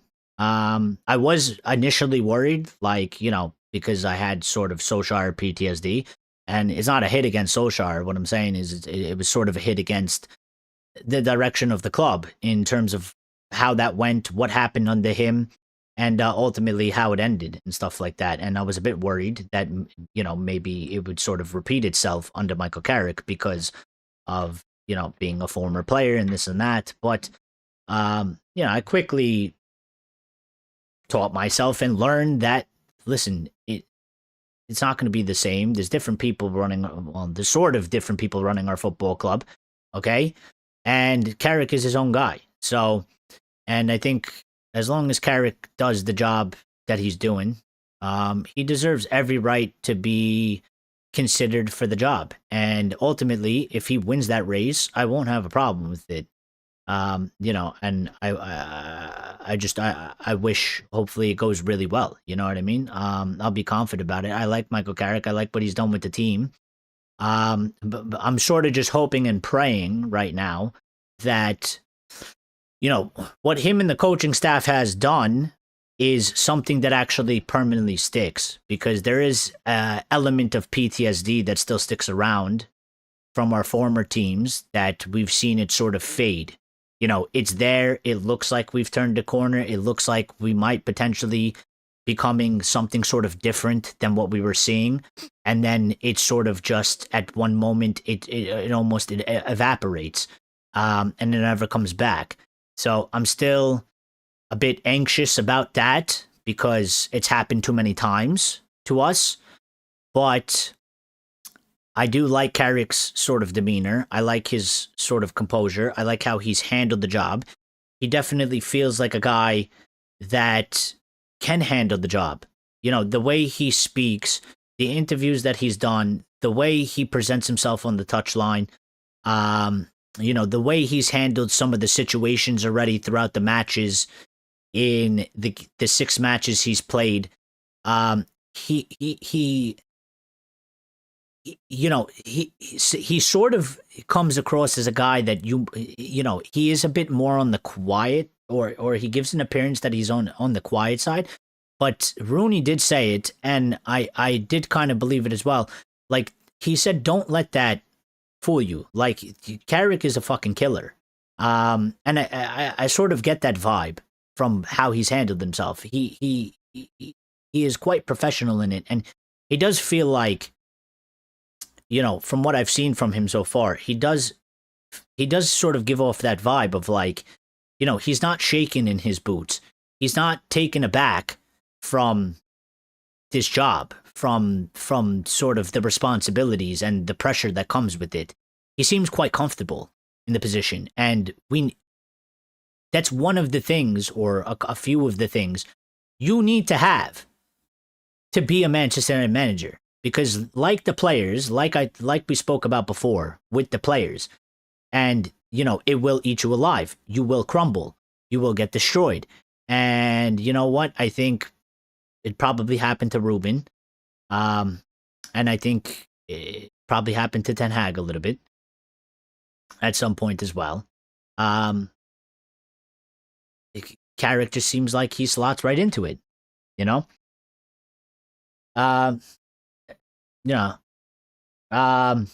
Bruno says exactly 7 in and 7 out would have a bad season before we would see it mesh well. Well, we would have to be. I would say, listen, it's not like, again, I don't think anything's impossible, but I think the percentages, the probabilities would not be in our favor for it to go quite well. I think we would have to be extremely lucky or something like that for somehow to do such a thing and basically get that to gel as immediately as we need it to gel. But we do need upgrades. We do need upgrades. I want to make it very clear that when I say things like that, I'm not giving an out to Ineos or the Glazers to basically not spend the money that I feel like we need to spend or that we should spend, and not do the amount of transfers or basically leave holes in the squad. Okay? They need to take care of the job, but I just think, again, there's a balance. I think, a good 4 or 5 players is good. Quality obviously matters. Good 4 or 5 players. There's people out there that will ask for 8 players. I think 8 is too much. Even though I would like it, but I think 8 would be too much. I think 4 or 5 for next season. Strong, high quality candidates and players will make a big difference. And with the proper manager, the proper plan, we should be able to, I think, hold our own for next season and perform particularly well. And then we go into the next step in the next phase, and we do it again. We do it again, and we double down on strength. And that way, we end up in a position where we are our team is strong to the core, because we need that. We need to be strong to the core. We need to finally hit a balance in a period where we have sorted out the core of the team and it is a strong spine, and then we can start plucking positions and being a little bit more nitpicky with things and sort of getting the microscope out a little bit more and saying, well, the right back we have, he's decent. He's not the worst in the world, but he ain't really the best in the world. Let's be a little bit nitpicky. We want to finesse the shit out of that. Let's go and get somebody that's an exceptionally 2 levels above him. We'll replace him there. We'll swap him out, and then maybe we'll do it in another position. Lauren says our financial situation is dire anyway. The Champions League will just compensate for this season's losses. I see another 200 million, 3 to 4 signings in the summer. Well, we need it. We definitely need it, and we need to keep up with it. And it's a bit of a shitty situation because ultimately the Glazers did this to us, okay, and they put us here.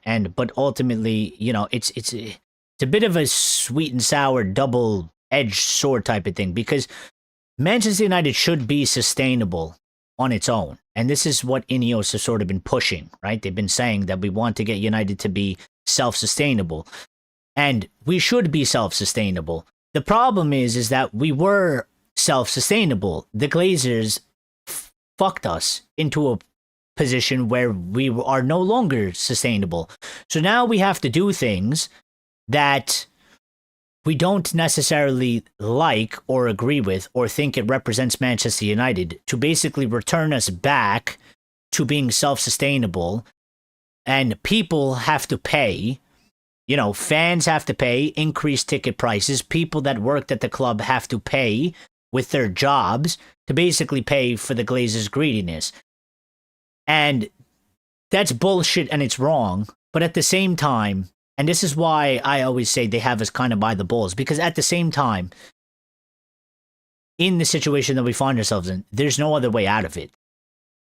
We do have to actually sort of penny pinch to a certain degree. We actually do have to make smart financial decisions, because in this current situation, this current setup that we have, there's no other way to come back from it. There's no other way to come back from it. Somebody will say, let them sell the club. That's not what I'm talking about. I'm talking about they are here. They don't plan to sell. We are with them. The plan and course of action, we need to figure out how to make smart financial decisions. But again, balance for me. There's a fine line between being smart about things and then going ultra cheap and cheaping out. And I you have to make the call on that. All right? I think with the manager, I do think that they're going to go quite cheap on the manager. I think that's why, even if Carrick does well, I think Carrick is a good candidate for that. They don't want to, I would be very surprised if United, for example, like Luis Enrique is at PSG. Maybe they don't want him for other reasons, but a manager of that level, he's at a club. If you really want to go and get the best, as they claim, as they have said once upon a time, best in class, if that's true, you would be making a move to try and get him out of there. Well, to get him out of there, you're going to have to pay money, okay? I don't think they want to spend that money. So it's a bit of a hard line to walk on here, because they're playing this game of they're trying to do it on a budget. I understand why it needs to kind of be done on a budget, because technically it kind of has to, even though we don't like that, and I don't like that, but it does. But I just feel like there's some things that you can't cheap out on. And ultimately, if they decide to cheap out on it, we will suffer for it. And then I think it will have negative effects. Because ultimately, later on down the line, we'll end up losing more money because we won't perform well. We won't do well. and then it's going to be a disaster and it's going to be a shit show. So, Max says, yes, I agree. I've been trying to tell you this. We can't afford another horrible next season. We can't even afford another mediocre season. We are actually so deep in this hole. Well, yeah, but especially now, but I understand that, but I've always understood that. But it's always about building from where we are, and going into next season. So we finished 4th, okay, which again, when Ruben was here, it was still always a possibility.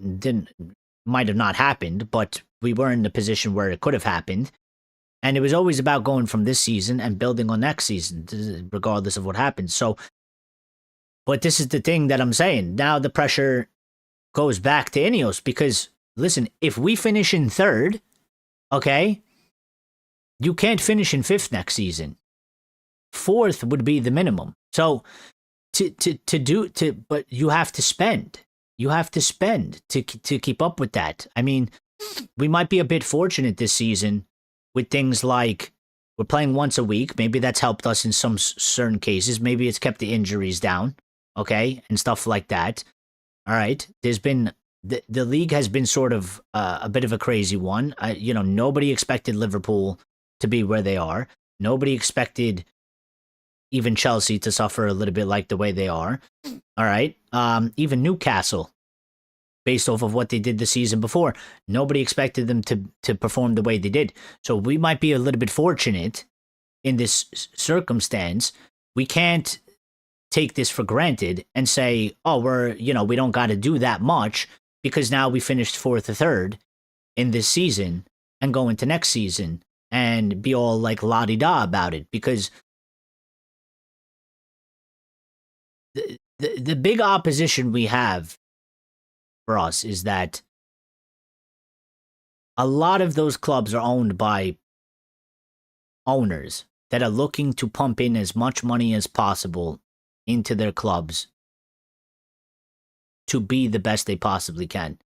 And we have a situation where it's like we had owners that were looking to not do that and basically take out as much money as possible. And now we have another group of owners that are basically trying to compete with the people that want to put in the most money and do it on a budget. And they sort of kind of have to, but also then they could also use that situation to cry wolf a little bit and be like, oh, well, we can't really do it, and appease their, partners in crime, essentially. So this is why the waters are muddied. They're so muddied because it's hard to fucking, it's hard. You can't fully trust them, and they don't deserve it, and they haven't earned it. But at the same time, logically, we really can't go and spend 350 million, can we? Because we just don't fucking have it. Even though we might need to, even though we probably should, and but we can't. But then where do you cut the line off of, well, we can't spend that much money, but, when they come out and say, well, we can only spend 150 because, financial reasons. Well, how do you fucking fight that? Half the people will believe it because they'll be like, we're broke and we're fucked. And the others will be like, bullshit, It's hard to read the level that the club can actually operate to right now because they've muddied the shit out of the waters. Carrick understands our DNA. Reminds me a bit of Southgate in Holland's England, but that's not such a negatively thing. Their midfield possession weaknesses were ultimately exposed. Tariq says we need a fullback, 2 center mid players, and a left winger at minimum. Yeah, we definitely need the 2 center mids. Definitely, and definitely a winger. Left winger, right winger. Listen, for me, I wouldn't even go maybe so specific on the winger in terms of left wing or right wing. We talked about versatility. If there's a guy out there that can play left and right, fucking good, great, sign him up.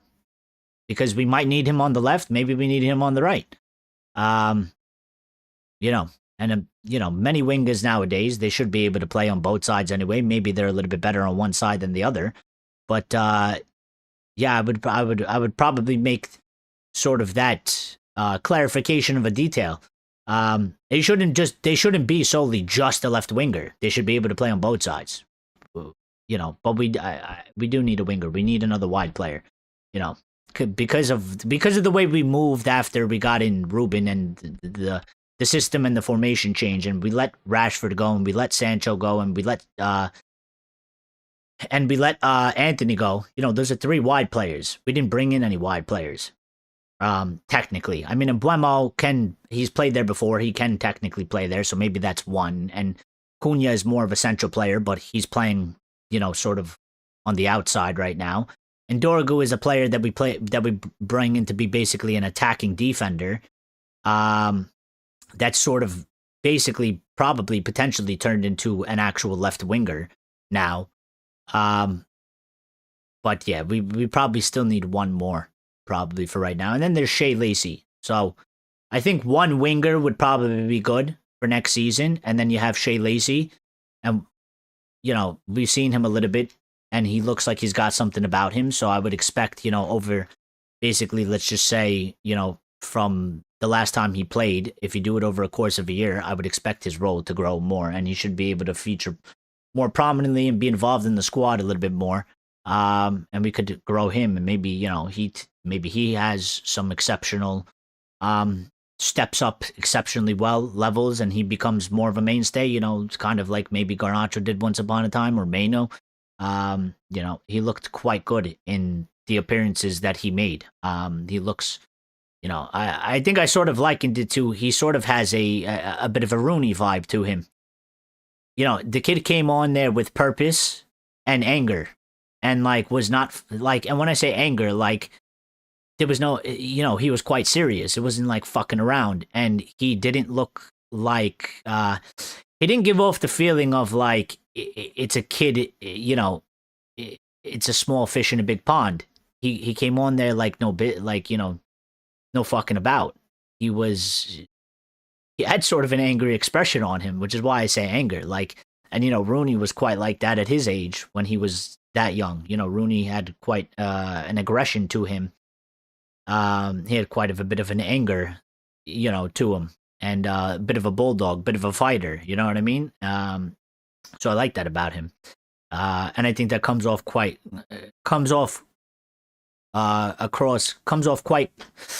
well as well.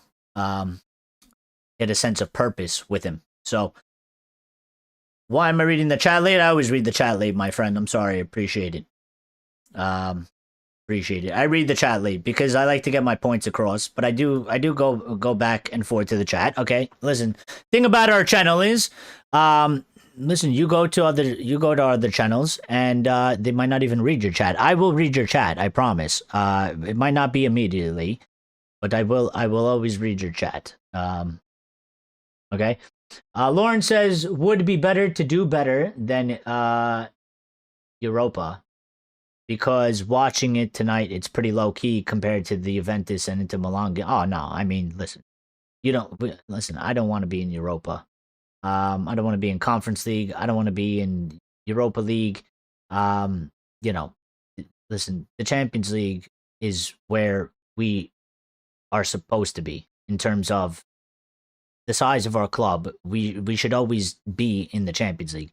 It is a disgrace when we're not in the Champions League. It is a disaster when we're not in there, okay? And we sort of hit this period over the last few years where it went from basically not winning the league but being in Champions League to now we're sort of all over the place. We go into Europa, we go back into Champions League, we go into Europa, we're not in Europe, we go back into Europa.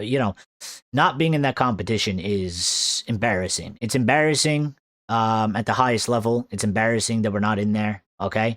And we should be in there. In terms of the stature of our club, we should be in there. Ultimately, we only deserve to be in there for how good we do. So we need to, earn our right in there. But our club should always be in there. And, we say it from a football side, okay? And we add in the money there as well because of obviously we understand our financial situation of the football club. But these assholes, okay, these jerk offs that run our football club, specifically the Glazers that own it, they just want us there for the money. You know, it's not. There's nothing about pride of the competition. I don't think they understand. I wouldn't put it past them to. They don't understand the competition in terms of the meaning of it, the level of it. It certainly definitely doesn't bother them in terms of, you know, we get bantered for playing on Thursday or not being in the Champions League by our friends or, you know, people we work with, or rivals of other clubs. You know, that has no effect on them at all. The only effect on them is, as always, is the pocket and the bank account. So, and that's where always the disconnect comes from. And this is why it's like quite difficult to be a Manchester United fan in today's time in what we go through, because we want Champions League. We want it for specific reasons, because we want to be in the best competition. We want to see our team play against the top teams and compete against them and ultimately beat them, and then ultimately stand on 2 feet with our chest out and say, yeah, we're fucking great. We're better than all you. You know, and we can't, we haven't really been able to do that for a while. You know, they are just like, well, we need that money so that we can continue to operate, and then, you know, somewhere down the line, essentially make more money out of the club and put it into their bank account. Axe left. Thank you, Axe. Atletico Madrid, great game too. Watched it in their local supporters club out here. Yeah, I mean, I watched all the games. You know, we don't go live during them because, listen, if you're a fan of football, and I would expect most people, you know, if you're a fan of Manchester United, you're probably a fan of football, and you're going to watch other games other than Manchester United. If you don't, I would advise you to do so, because I think people that only watch Manchester United, I think their view gets a little bit skewed. I think it's good to watch all types of football, and I enjoy it. So, you know, I watch the games as well. They were all great. And I always sit there and it bothers me because I'm like, I want my team to be in this competition. I want to be somewhere in the week, like on a Monday, and I'm getting all anxious and all hyped and all excited because I'm like, all right, United playing fucking Champions League on Wednesday. Like, let's go. It's going to be a big match, man. You know, big game against big teams, big competition. And I want it. I want it. And, you know, that's been sort of stripped away from us. And, you know, obviously the best and biggest teams and the biggest games are in the Champions League. Like, you know, it's very hard to get fucking, like, you know, when we were in the Europa League last season, I wasn't very hyped for any of those.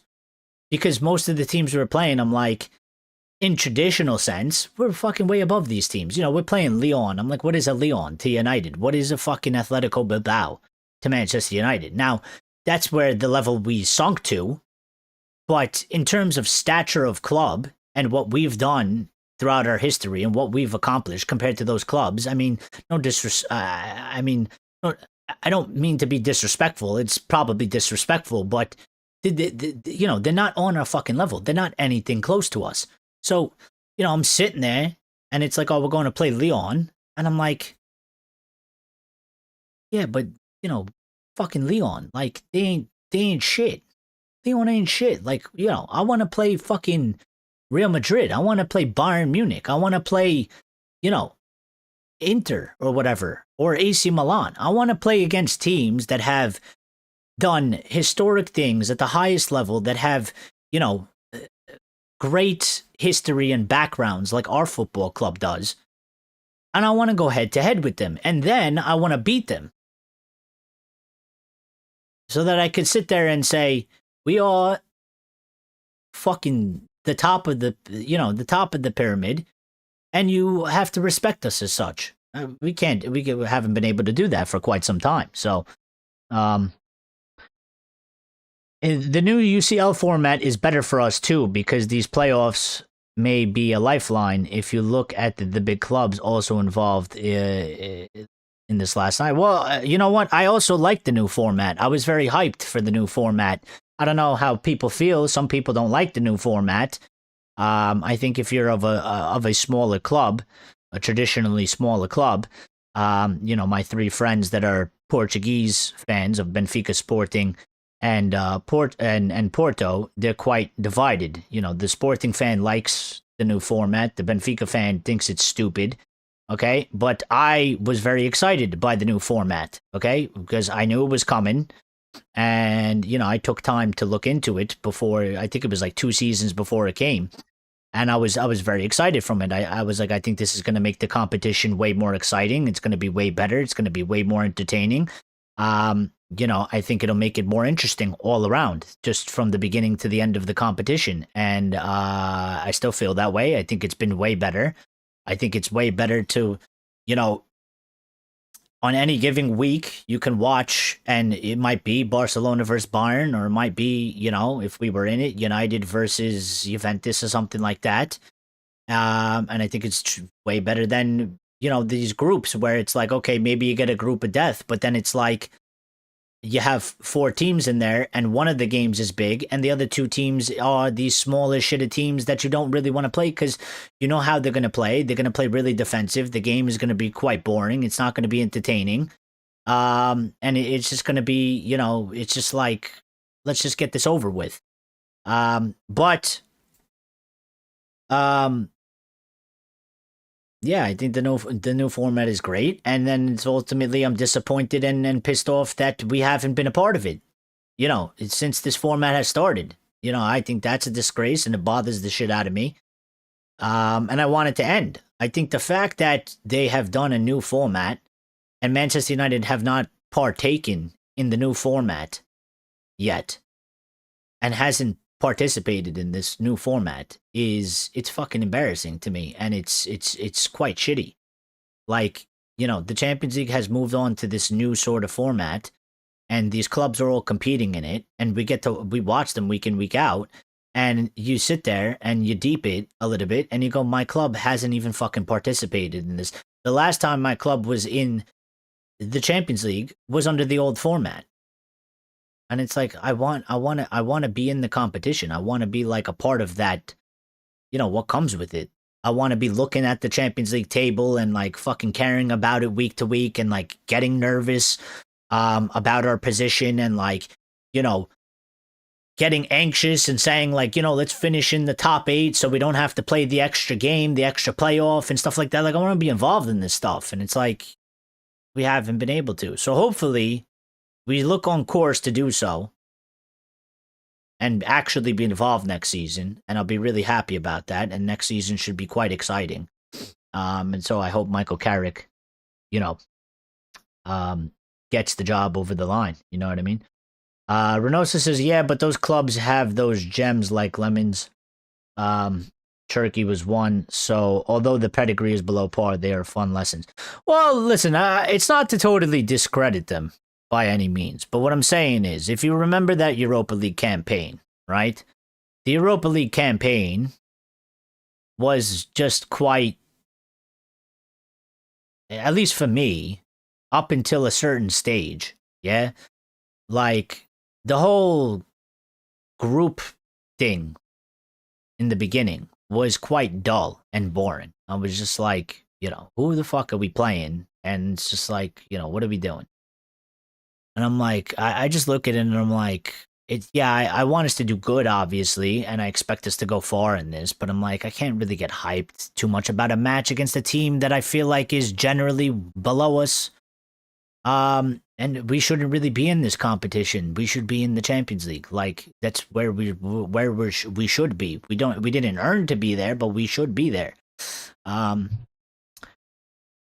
then, after that, it was like, okay, the Lyon match, like, listen, they were still good matches. Like, it was still, back and forth, and, some crazy shit happened in it. But, if you're ask me how I feel when I'm watching United versus Lyon on a Thursday, or I'm watching United versus, fucking anybody, Bayern, pick a team from the Champions League. It's a totally different feeling. So, let Liverpool compete against Lyon next season. Well, I hope they do. Brown Knight says, what did I miss? Well, you missed a lot, to be quite honest. You missed a lot.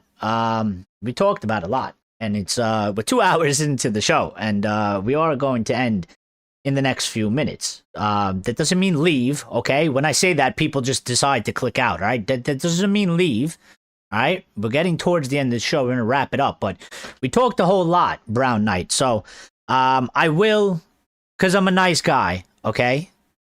And because you took time to, get into the comments, all right? I will be sort of, I will give you a bit of a recap. I'll try my best, all right? Because we've talked about a lot.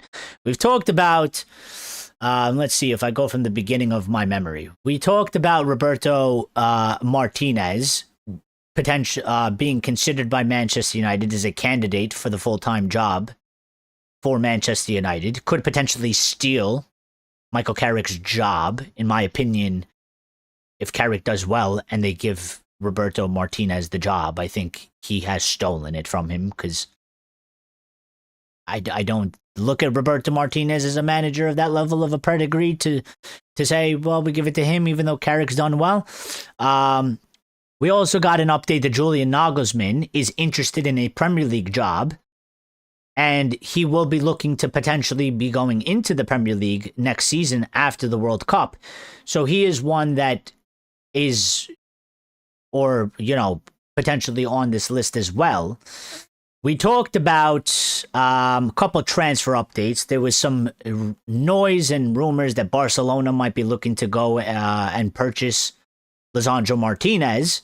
We have gotten the update today that Manchester United are not looking to sell Lisandro Martinez and they want him to stay. And I don't know how Barcelona are going to do that, because they can't afford to buy Marcus Rashford. So how are they going to afford to buy Lisandro Martinez? We also did talk about the Marcus Rashford update, that Manchester United are holding firm on their 30 million agreement with Barcelona. Barcelona are basically bitching and crying and moaning, and they are begging and pleading to get it lowered, but Manchester United aren't budging on that. And then Marcus Rashford will not be coming back under any circumstance to United, and he will somehow either be a Barcelona player or he will end up going somewhere else. We also got an update that there's zero chance that Andre Onana will return to Manchester United, which I always believed anyway. Without that update, there's just no chance he would ever come back. And then we talked a little bit about Tonali in terms of that he wants to go to Italy. But Arsenal might make a big push for him. He's been linked with United. We'll see how that one goes. I think it's still a bit too early and anything can sort of happen. And we talked generally about the football club. We talked about, some of the players, positions that we might have to looking for next season. Basically, obviously, the midfield was the number one thing. 2 central midfielders, possibly a left winger. We talked a little bit about maybe we need a left back or a right back or of some sort. We talked about Bruno Fernandes. We talked a lot. It's actually been a really, really good conversation. And I actually, we haven't been live since we did the Red Devil recap for Everton, since we discussed the win. And we came back today after a few days off, and it's been a really, really, really good conversation, and the support has been fantastic. And thank you to everybody that smashed the like button. And if you're new and you subscribed, thank you as well, and welcome to the community and all that stuff. And make sure you put the notification on. It's greatly important, so you know when we go live and you don't miss the show. But I think that was as good as a recap as I could have done. We credibly beat Atletico Bilbao easily in that semi. I remember that, and I remember telling everybody that we were going to beat Atletico, that I was not worried about Atletico. The video is there somewhere on the channel. It's there for sure. I remember it clear as day because everybody was worried. Well, not everybody, but a lot of our fans were worried. A lot of our fans were like talking like we were going to get cooked and we're not ready for this. And I was like, I was saying, I'm like, listen, these European teams, they can't handle us. Our problem was competing against English teams, which we were getting our ass beat and destroyed left and right. And it was quite clear because it was happening in the Premier League. And I said my worry was, I hope we don't play Tottenham because we have a problem against English teams. But the European teams, French League, Spanish League, German League, whatever league it was for Europa League, I was not afraid of any of them because they just was not at our level. And if you look at Europe, okay, English teams are dominating this season. But we've been dominating. The English teams have been dominating Europe for the past few seasons now. They can't handle the English teams. Now, does it mean that they ultimately are going to go win all the competitions? No, because when you get to the later phases, okay, it's knockout and anything can happen. It's one match or two matches, right? And shit happens, okay? And you can get knocked out. You can lose. But in terms of for the majority of the competition, these are the teams in these other leagues. They can't handle the English teams. And this goes back further to the conversation that it's no longer being talked about. But if you remember, okay, people would like, oh, Rasmus left and he's performing well and United's a problem and Scott McTominay is doing exceptionally well and he left United and he's doing well. And Anthony went to La Liga and he's doing well and United is the problem and look at Rashford. And it's like, and I kept saying and I kept telling everybody and I'm like, bro, it's one thing to do it in the Premier League and to do it at Manchester United. It's another thing to go do it in the Serie A or La Liga. Okay? Not saying they're farmers, but it ain't the same level. It ain't the same level. So you can go and perform well there. But like I said, until I see somebody leave Manchester United that played like shit and goes to an English team and absolutely just rips it apart, I will never accept that discussion of that it's all us. Like I always said, I think they were bad buys. They were bad transfers. They didn't fit us. They didn't fit the league. And then we had our own problems as well. But I never accepted that, and I still don't accept it. And I think I was pretty much on the money. You see players that will leave the Premier League. They will go to the Serie A and they will perform well. There's a reason for that. The Serie A ain't at the level of the Premier League.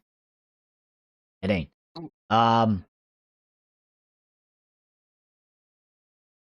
Brown Knight says, done nothing for Portugal with Bruno and CR7 at his disposal. Well, we'll see. He's got an opportunity to do something, but even so, and you know what, maybe fair play on that as well. But I will say, okay, I don't even care. Listen, even if Roberto Martinez went and he wins the World Cup with those players, I don't care. I wouldn't use that as a measuring stick for anything.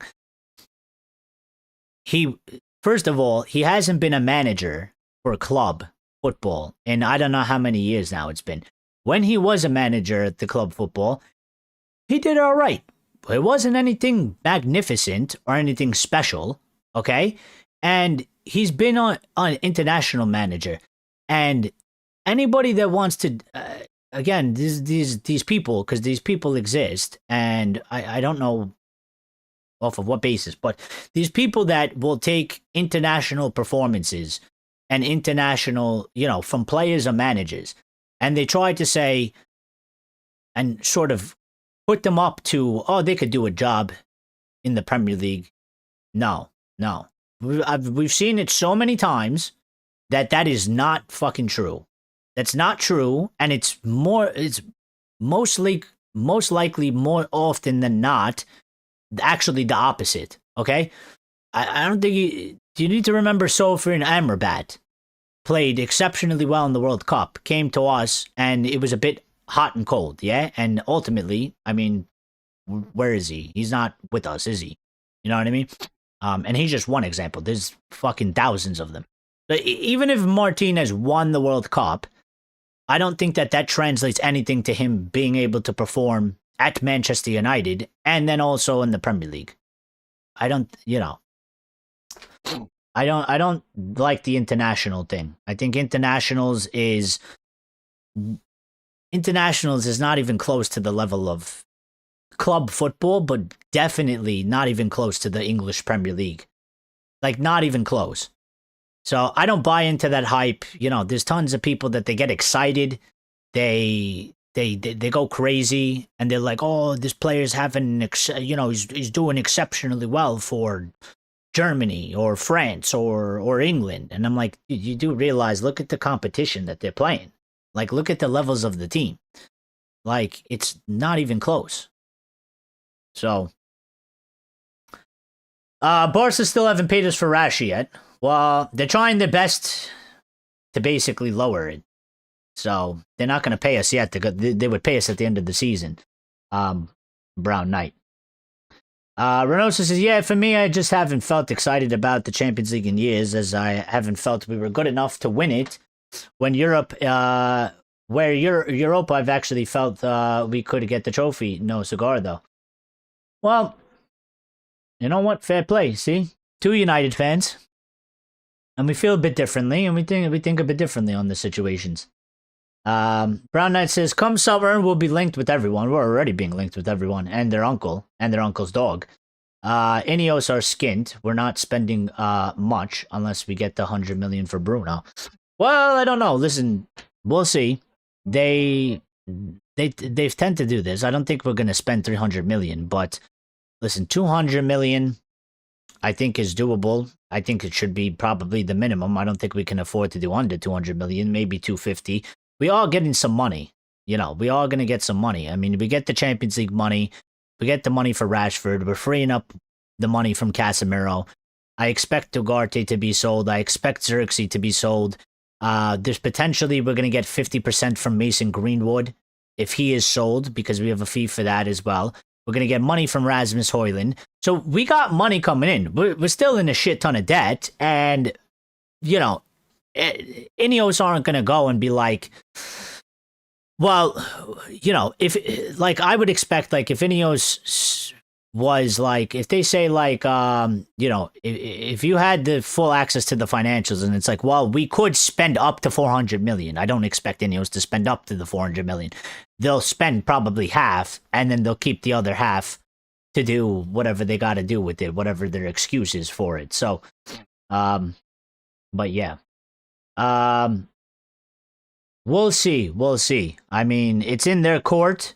I hope they're not so skint on it, because we can't afford to be so skint on it. But I don't I don't hold the expectations over their head to go exceptionally above and beyond, because I think partially they don't want to, but also partially I think it's a bit tough for us to even do that anyway because of our shitty financial situation, or the tight situation that we kind of have to walk on. Simon says, greetings, sorry I'm late. What's this about Roberto and Lisandro being sold? Well, Roberto has been thrown into the mix, and apparently United have put him on a short list for potentially being the full-time manager. So maybe he steps in, and in my opinion, he would steal Carrick's job. So we'll see. But it's a hard no for me on him. I mean, I made fun of... Listen, I have 3 friends that are Portuguese, okay? I made fun of them when Roberto Martínez took over, because that's how much of a good manager I think he is. I don't rate him. I didn't rate him before. I don't rate him now. I'm not going to rate him after. So, and there was noise, I think it was yesterday or the day before, that apparently Barca were looking to maybe make a bid for Lisandro Martinez, because his contract is running down. It's coming close. I think it's coming up to the point where there will be 1 year left on his contract. So, and the update was United may potentially look to sell him. Today we got the update that United are not interested or looking to sell him, which I already sort of believed. I don't think that there is interest in selling Lisandro. I don't think we should be selling Lisandro. I think Licha is, you know, like Brown Knight says, Licha going nowhere. United aren't selling. Simon says, how is Rasmus getting on? Well, he was doing well in the beginning. I don't know how he's been doing as of late, because I haven't heard much. Maybe we could sort of check real quick and just check sort of the maybe the record of what he's done so far this season. But I haven't heard much. It was being made a big deal before. So in the Serie A, okay, this season, Rasmus has 22 appearances, 8 goals, and 2 assists. So he's done all right. Pretty good. Pretty good. Pretty good. Napoli are very happy with him. All right. And that deal is pretty much done.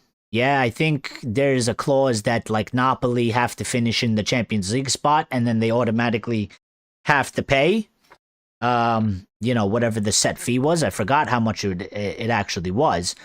But yeah, I mean, listen, Napoli is very happy with him. Antonio Conte is very happy with him, and he's very happy there. So it's going quite well. You know what I mean? With Rasmus. Joe says, let Michael Carrick stay, please. He is doing good in Man U. Well, we'll see. We'll see. We'll see. He is doing good. I wish him nothing but, ultimately the best. Obviously. I always liked Carrick. I always said, I mean, there's shows, when Ten Hag was here and stuff like that I always said, I like Carrick. I think Carrick can become a good manager. He's back now. And he's had an exceptional start, and he's doing well. So let's see how it goes. And ultimately, the ultimate deciding factor is, listen, if he finishes the season and it goes exceptionally well, okay, then he has every right to make a claim, and I have no problem with him staying. If, for whatever reason, it goes sideways, and it doesn't end on such a good note, well, then I think you have to be fair and say, well, listen, he had it in his hands, he kind of fumbled it, and we probably should look to do something else. You know what I mean? And I think that's just fair. Without any sort of feelings, without any sort of sentimentality in it, okay? That's sort of how I'm looking at it, all right? To me, it's just about how it performs, how he performs. So far, he's done a really good job. I like the way he looks very comfortable in the job. He looks very, calm. He looks like he's suited for the role. He's not succumbed to the pressure. He understands the club. He's done very well. He handles the role with a certain level of, it's a different type of aura. Yeah, he's calm. The way he speaks about things, the positivity, the composure that he has on the touchline in the press conferences. He feels like he's suited to this role. But ultimately, this is a performance-based position and game. And he has a simple job. Get us the Champions League, finish as strong as possible. And, you have every right to be there. I think that's ultimately, and like I would go one step further and say, listen, we're creeping a little bit on Villa. If he does so exceptionally well that we end up in third, okay, which we can do with the way things are trending. It might not happen, but we can do. If we end up in third, it's an even bigger push for him, for his name, for him to get the permanent job. Because then that to me is him he's basically pushing on exceeding the expectations. Okay, we were talking about, in the very beginning, we said 5th to 6th would do as well just to get back into Europe. Then we sort of got in this position where it's like, well, we have a chance to at least hit 4th. And, it's going to be very tight, but we could at least hit 4th. Now, we're still kind of there, but we're trending positively, and we've made up a little bit of points on Villa as well. And Villa are within a reach. And it is definitely possible to make up the points and the ground on Villa because they are struggling a bit, okay? And it's sort of the situations are flipping around. Listen, if you go back like a month or two, Villa were on like a 10-game winning streak or unbeaten streak. And we were like, suffering. Now it's sort of flipped the other way. We're on a 6-game unbeaten streak, 5 wins, a draw. Villa are faltering a little bit. We got Chelsea dropping points and Liverpool, still struggling. So if he ends up pushing into that spot where he goes into third, I mean, it's just a bigger statement for him. So, Brown Knight says 5:32 p.m. You're in New York City. Yes, I am, brother. Where are you from, by the way? New people that just joined in. If you let us know where you're watching from. Lawrence says Portugal won the last nations competitions. Yes, they did. I knew they won something, but I kind of forgot what it was. The Italian league is far slower. I'm sorry, I'm behind. I get used to it. I'm behind on the comments, okay? But I like to get points across. The Italian league is far slower for our players. The international break is just an excuse to get players crocked. We can get 100 million combined for Onana and Ugarte. Only if you do the cheat codes in Football Manager. Samuel Kamba says, and R7M says, I believed if the board of Man United support Carrick, he will succeed at Manchester United. Well, I would. Well, I don't know. But when you say succeed, yeah, what is the definition of success? Is your definition of success you mean like he's going to win us the Premier League, or the Champions League, or both?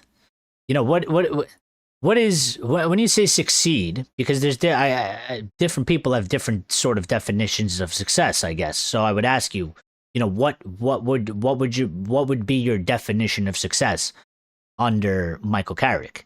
Because for me, my ultimate definition for any manager, not just Michael Carrick, but anybody that is in charge of Manchester United, is obviously leading us back to the position to win the Premier League. And ultimately, I would want to win the Champions League again. But let's win the Prem, and you know, let's start there. I would like to start there. Maybe if we do it vice versa, I feel like it would be a bit weird to win the Champions League and not win the Prem. You know what I mean? But I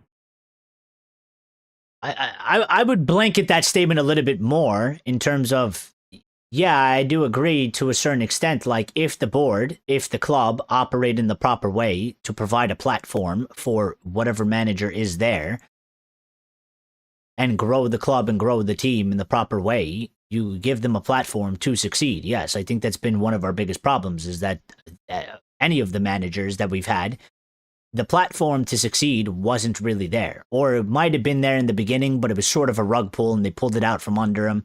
And then it collapsed. So, I think as long as the football club does the proper things that the football club needs to do, I think, you know, we should be in a position where we have a chance, or the manager that's there has a chance to be successful. I think in many different ways, the club has done many wrong things with many different managers in many different ways, but similar and different at the same time. So. A lot of new people getting involved here. I like it. I'm sorry if I get to it late. I don't mean to do that, and I'm not ignoring you. It's just how I am. Rasta Stocks says Roberto Martinez has coached. Nah, I'm good, as we United fans just need to wait and see at the end of the season. We don't know who's going to be the manager. Yeah, we definitely need to wait and see 100%. 100%. Can we raffle Onana off or put him on a bargain hunt? You know what? I think that's not a bad idea, Simon. We should maybe raffle him off, but I'd have a bit of a concern that we go to raffle him off and nobody wants to buy a ticket, or put the ticket into the raffle. So.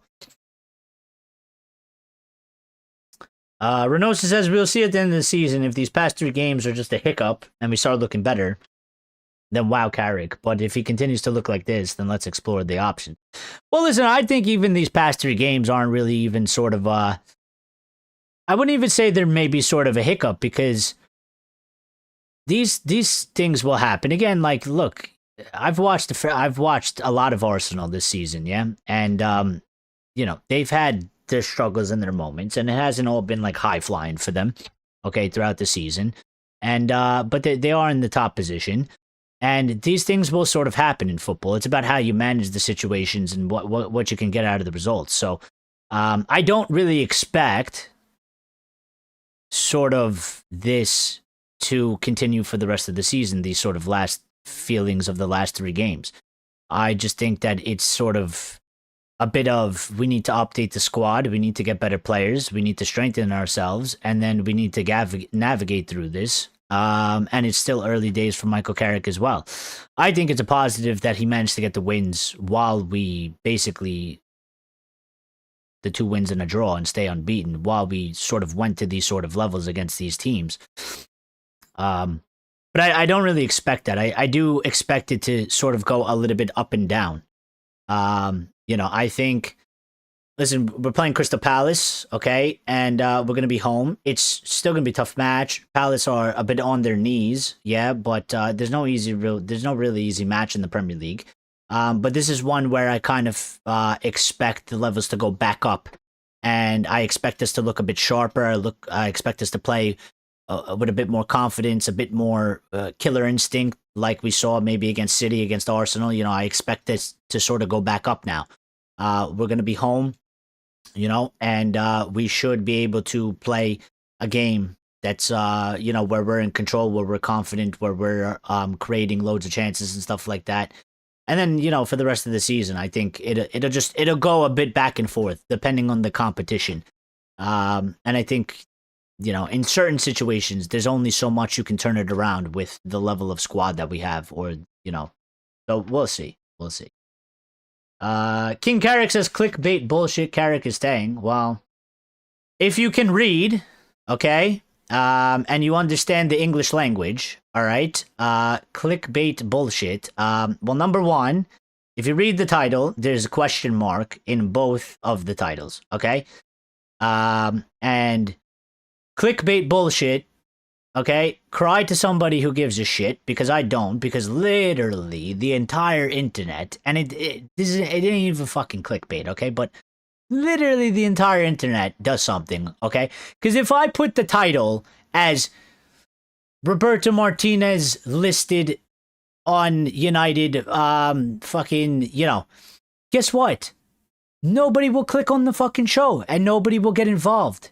And nobody will give a shit. And because people will read it and say it's fucking boring. So, deal with it. Go cry a river to somebody that gives a shit, okay? Listen, if you were here part of the show, it's 2.5 hours long.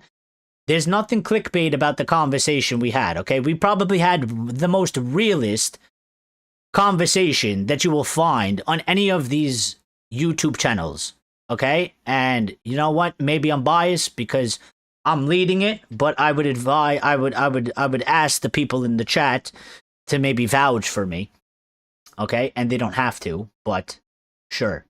But we've all said that already.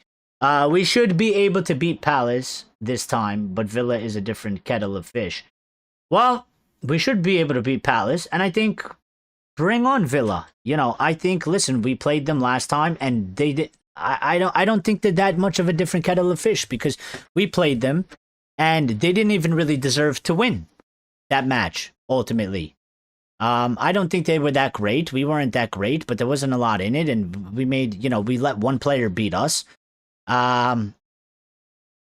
I don't think they were like anything amazing. So I'm not scared of Villa at all, and I think Villa is definitely beatable 100%, and bring them on. I think the way we've been playing, and the way we've it's turned around under Carrick, and the way the momentum that we have in terms of the positivity and this good feeling of winning matches and carrying it into the next match. And, even the last 2-3 matches, or specifically the 2 wins that we got, we didn't play particularly, scintillating, but we figured out how to score and get the win, or even in the draw. I mean, we didn't play particularly well, but we got the point out of it instead of taking the L. So, I don't see Villa as anything special either, and I think Villa is there for the taking. And really, if I'm looking at it and I'm saying, well, that's definitely a 6-pointer. Okay, and that should be played to the level that we played City and Arsenal, and we should go out there and, if we did it against City and Arsenal, we should be able to do it against Villa. So I'm looking for it. Brown Night, Malaysia. Damn, Malaysia. 6:30 a.m. Friday morning here. Yeah, you guys live in the future. Man, you guys live in the future. I got a buddy that lives in Australia, and it's hard to contact him because there's so many hours ahead, and it's literally the next day, and it's like it's like nighttime, and it's like midday for him. It's like nighttime for me. It's like midday for him the next day, and I'm like, I never know when to call him because I call him in the morning, and it's like nighttime for him. I'm like, I don't know if he's sleeping or not. So, but shout out Malaysia. We got people from all over the world, man. Literally, we got a guy in California, we got a guy in Malaysia, we got a guy in Spain, we got people in England, we got a couple from New York. I'm in New York. We got people from all over the place. We got people down in Africa as well. We got people all over the place. Amazing. Love it. Love when just people from different parts of the world somehow they find the channel. I don't know how you found the channel, but I'm glad you found the channel. YouTube doing its thing, I guess. So that at least we could be happy about that. He said 100 quid, not 100 mil. Oh, did I read that wrong? Well, yeah, that's more accurate. 100 quid sounds about right.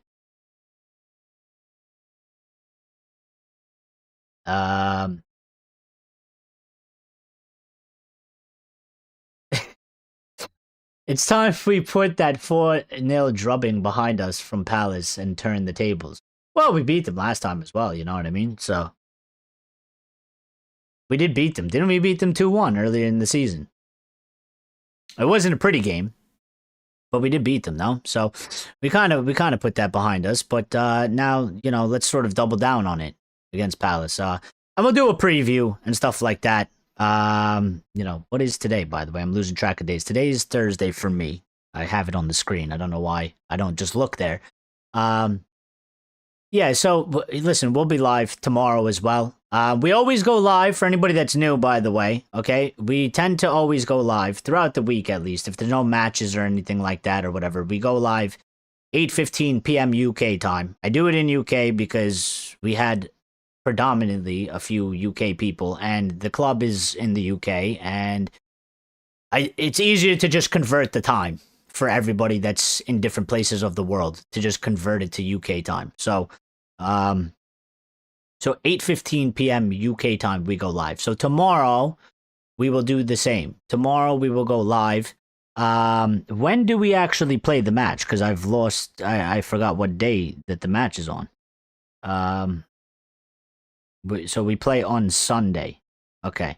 So yeah, tomorrow we'll go live again. We'll do a little bit of the news updates of whatever we get. We'll do a Palace, United versus Palace sort of preview. I got a strong opinion about a certain somebody that should be starting, but we'll save it for tomorrow. We should also get the press conference from Michael Carrick. And any updates that go around that. So we'll be discussing all of that stuff and all that. So it will be good. But yeah, and Friday's always a good one because we kind of just freestyle it, It's Friday weekend, we relax. Although, for somebody like Brown Knight, it'll be Saturday already, but, Friday. Hate to say this, but I want City to win their next match and for Chelsea to beat Arsenal. Yeah, I don't know. I'm quite torn. Like, the Arsenal fans are quite insufferable, and I don't want to hear them celebrate a fucking Premier League. And they've been insufferable the whole season, and they haven't even accomplished fucking anything. You know what I mean? Because I know quite a bunch of them, and they pump their chest out like they've already done it, and I'm just like, God, you just like, just be a bit humble. Just, at least wait until you do it. Stop walking around like you're the kings of shit. You haven't accomplished shit yet. In actuality, So I don't know. And then I don't really know any Manchester City fans. I don't really respect them. They're mostly all plastic unless you were from Manchester because you literally were never nothing anything. And nobody supported your football club, and all these people that popped up after 2012, those people aren't real to me. Okay. And some people say the same for us, but it's like, listen, our story is very different, to that. And yeah, like, my father was a United fan you know, his father was a United fan. Like, I'm not from England. My parents are from Europe. They come from a European country. Okay, they come from Malta. It's a very small country. They all support big football clubs there. Malta, actually, if you look at the billboards on the side of Manchester United, it says "Visit Malta." Like, we have a big Manchester United following there. You know, it's quite different. So, like, these people try to hit me on that because I say, like, you know, if you're a City fan, you're plastic unless you come from the area, and then they try to flip it around on me. But it's like, yeah, it ain't the same. It's not the same. So, I don't know. I don't really want City to win another one because they're getting too many, you know, and we're still not in a position where we could sort of tip the scales back into our numbers. But part of me just wants Arsenal to lose so we could laugh at Arteta, watch him get sacked, and then we could laugh at Arsenal. But then we kind of got to give the title again to Pep and to City, and they haven't even really been, you know, they're sort of in a rebuild. And then we got to, you know, sort of deal with the media glazing the shit out of them again, and like glazing Pep and glazing City. And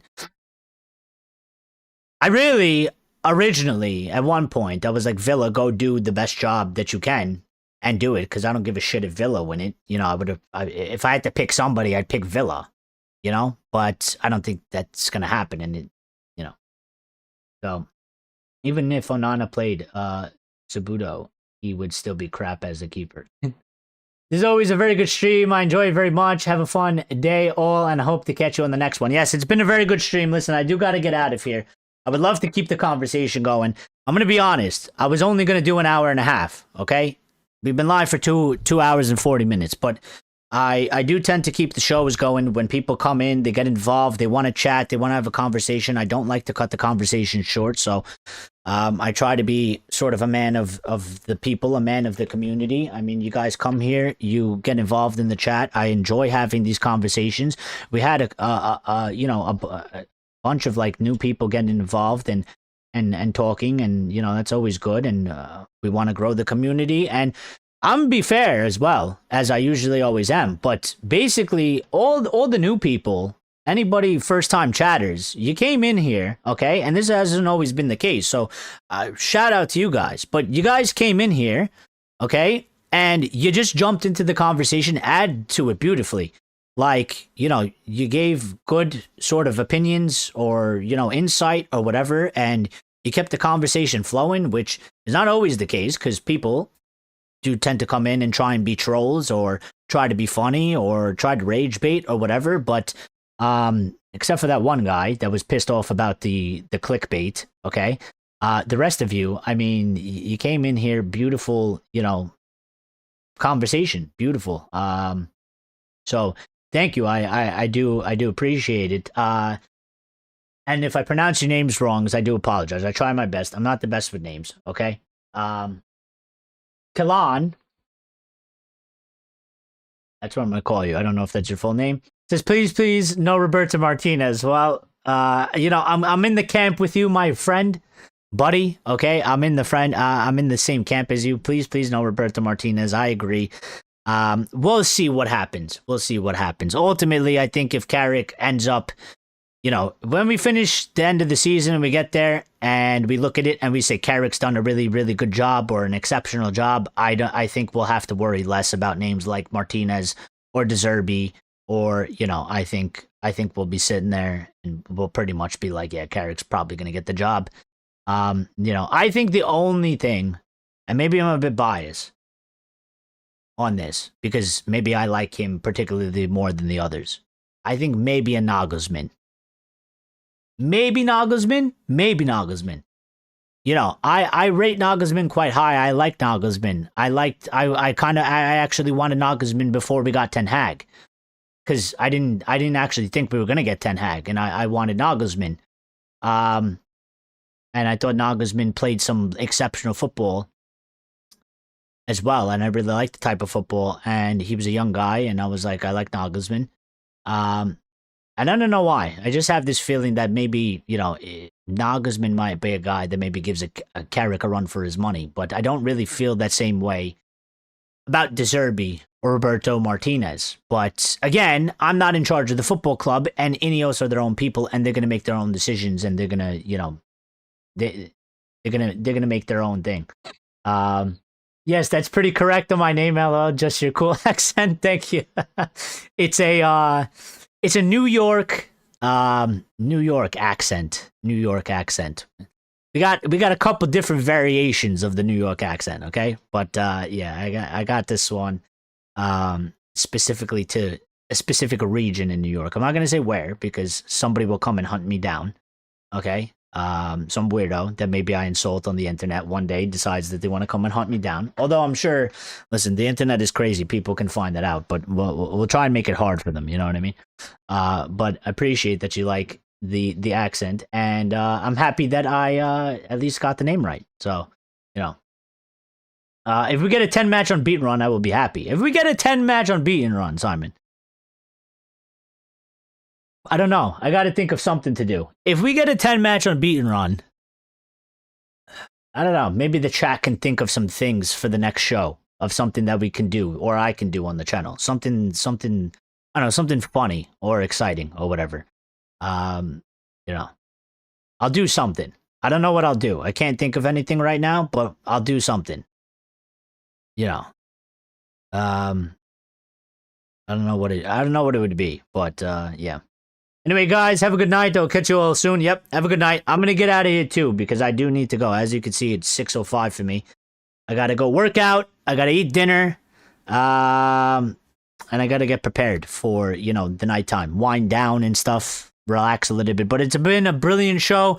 Again, if you're new and you subscribed, welcome to the community. Welcome to the family. We're pleased to have you here. We look forward to you being part of the community in the next shows. We will be live tomorrow, 8:15 p.m. UK time, English time, Britain time, okay? So whatever conversion you got to do that for yours if you want, and you're available tomorrow, we will be live. Come say hello, even if you don't stick around for long, come say what's up. We'll be doing that, and then we'll go forward from there. So, bon appetit, says Simon. Yep. Have a good night. Stay safe. Thank you, guys. Thank you to everybody that smashed the like button. Greatly appreciated. If you did subscribe, thank you. If you didn't, you should if you enjoyed the content. And hit the notification bell icon. It's very important. Okay? We have a Discord. If you want to join the Discord, you're more than welcome to. It's linked in the chat. I will post it under the video after I end it. Okay? But it is very important you have the notifications on, because the scheduling on the exact days is a bit all over the place. The time stays the same, but the schedule, the specific days are a little bit all over the place. So I want you here, and I don't want you to miss the show. And if you don't want to miss the show, have the notifications on. It is important. It's the best way we stick together. So thank you, guys. Have a good night, or, you know, good morning from wherever you're watching in the world. Greatly appreciated. You guys are the best. You guys are amazing. Take care, and we'll see each other tomorrow.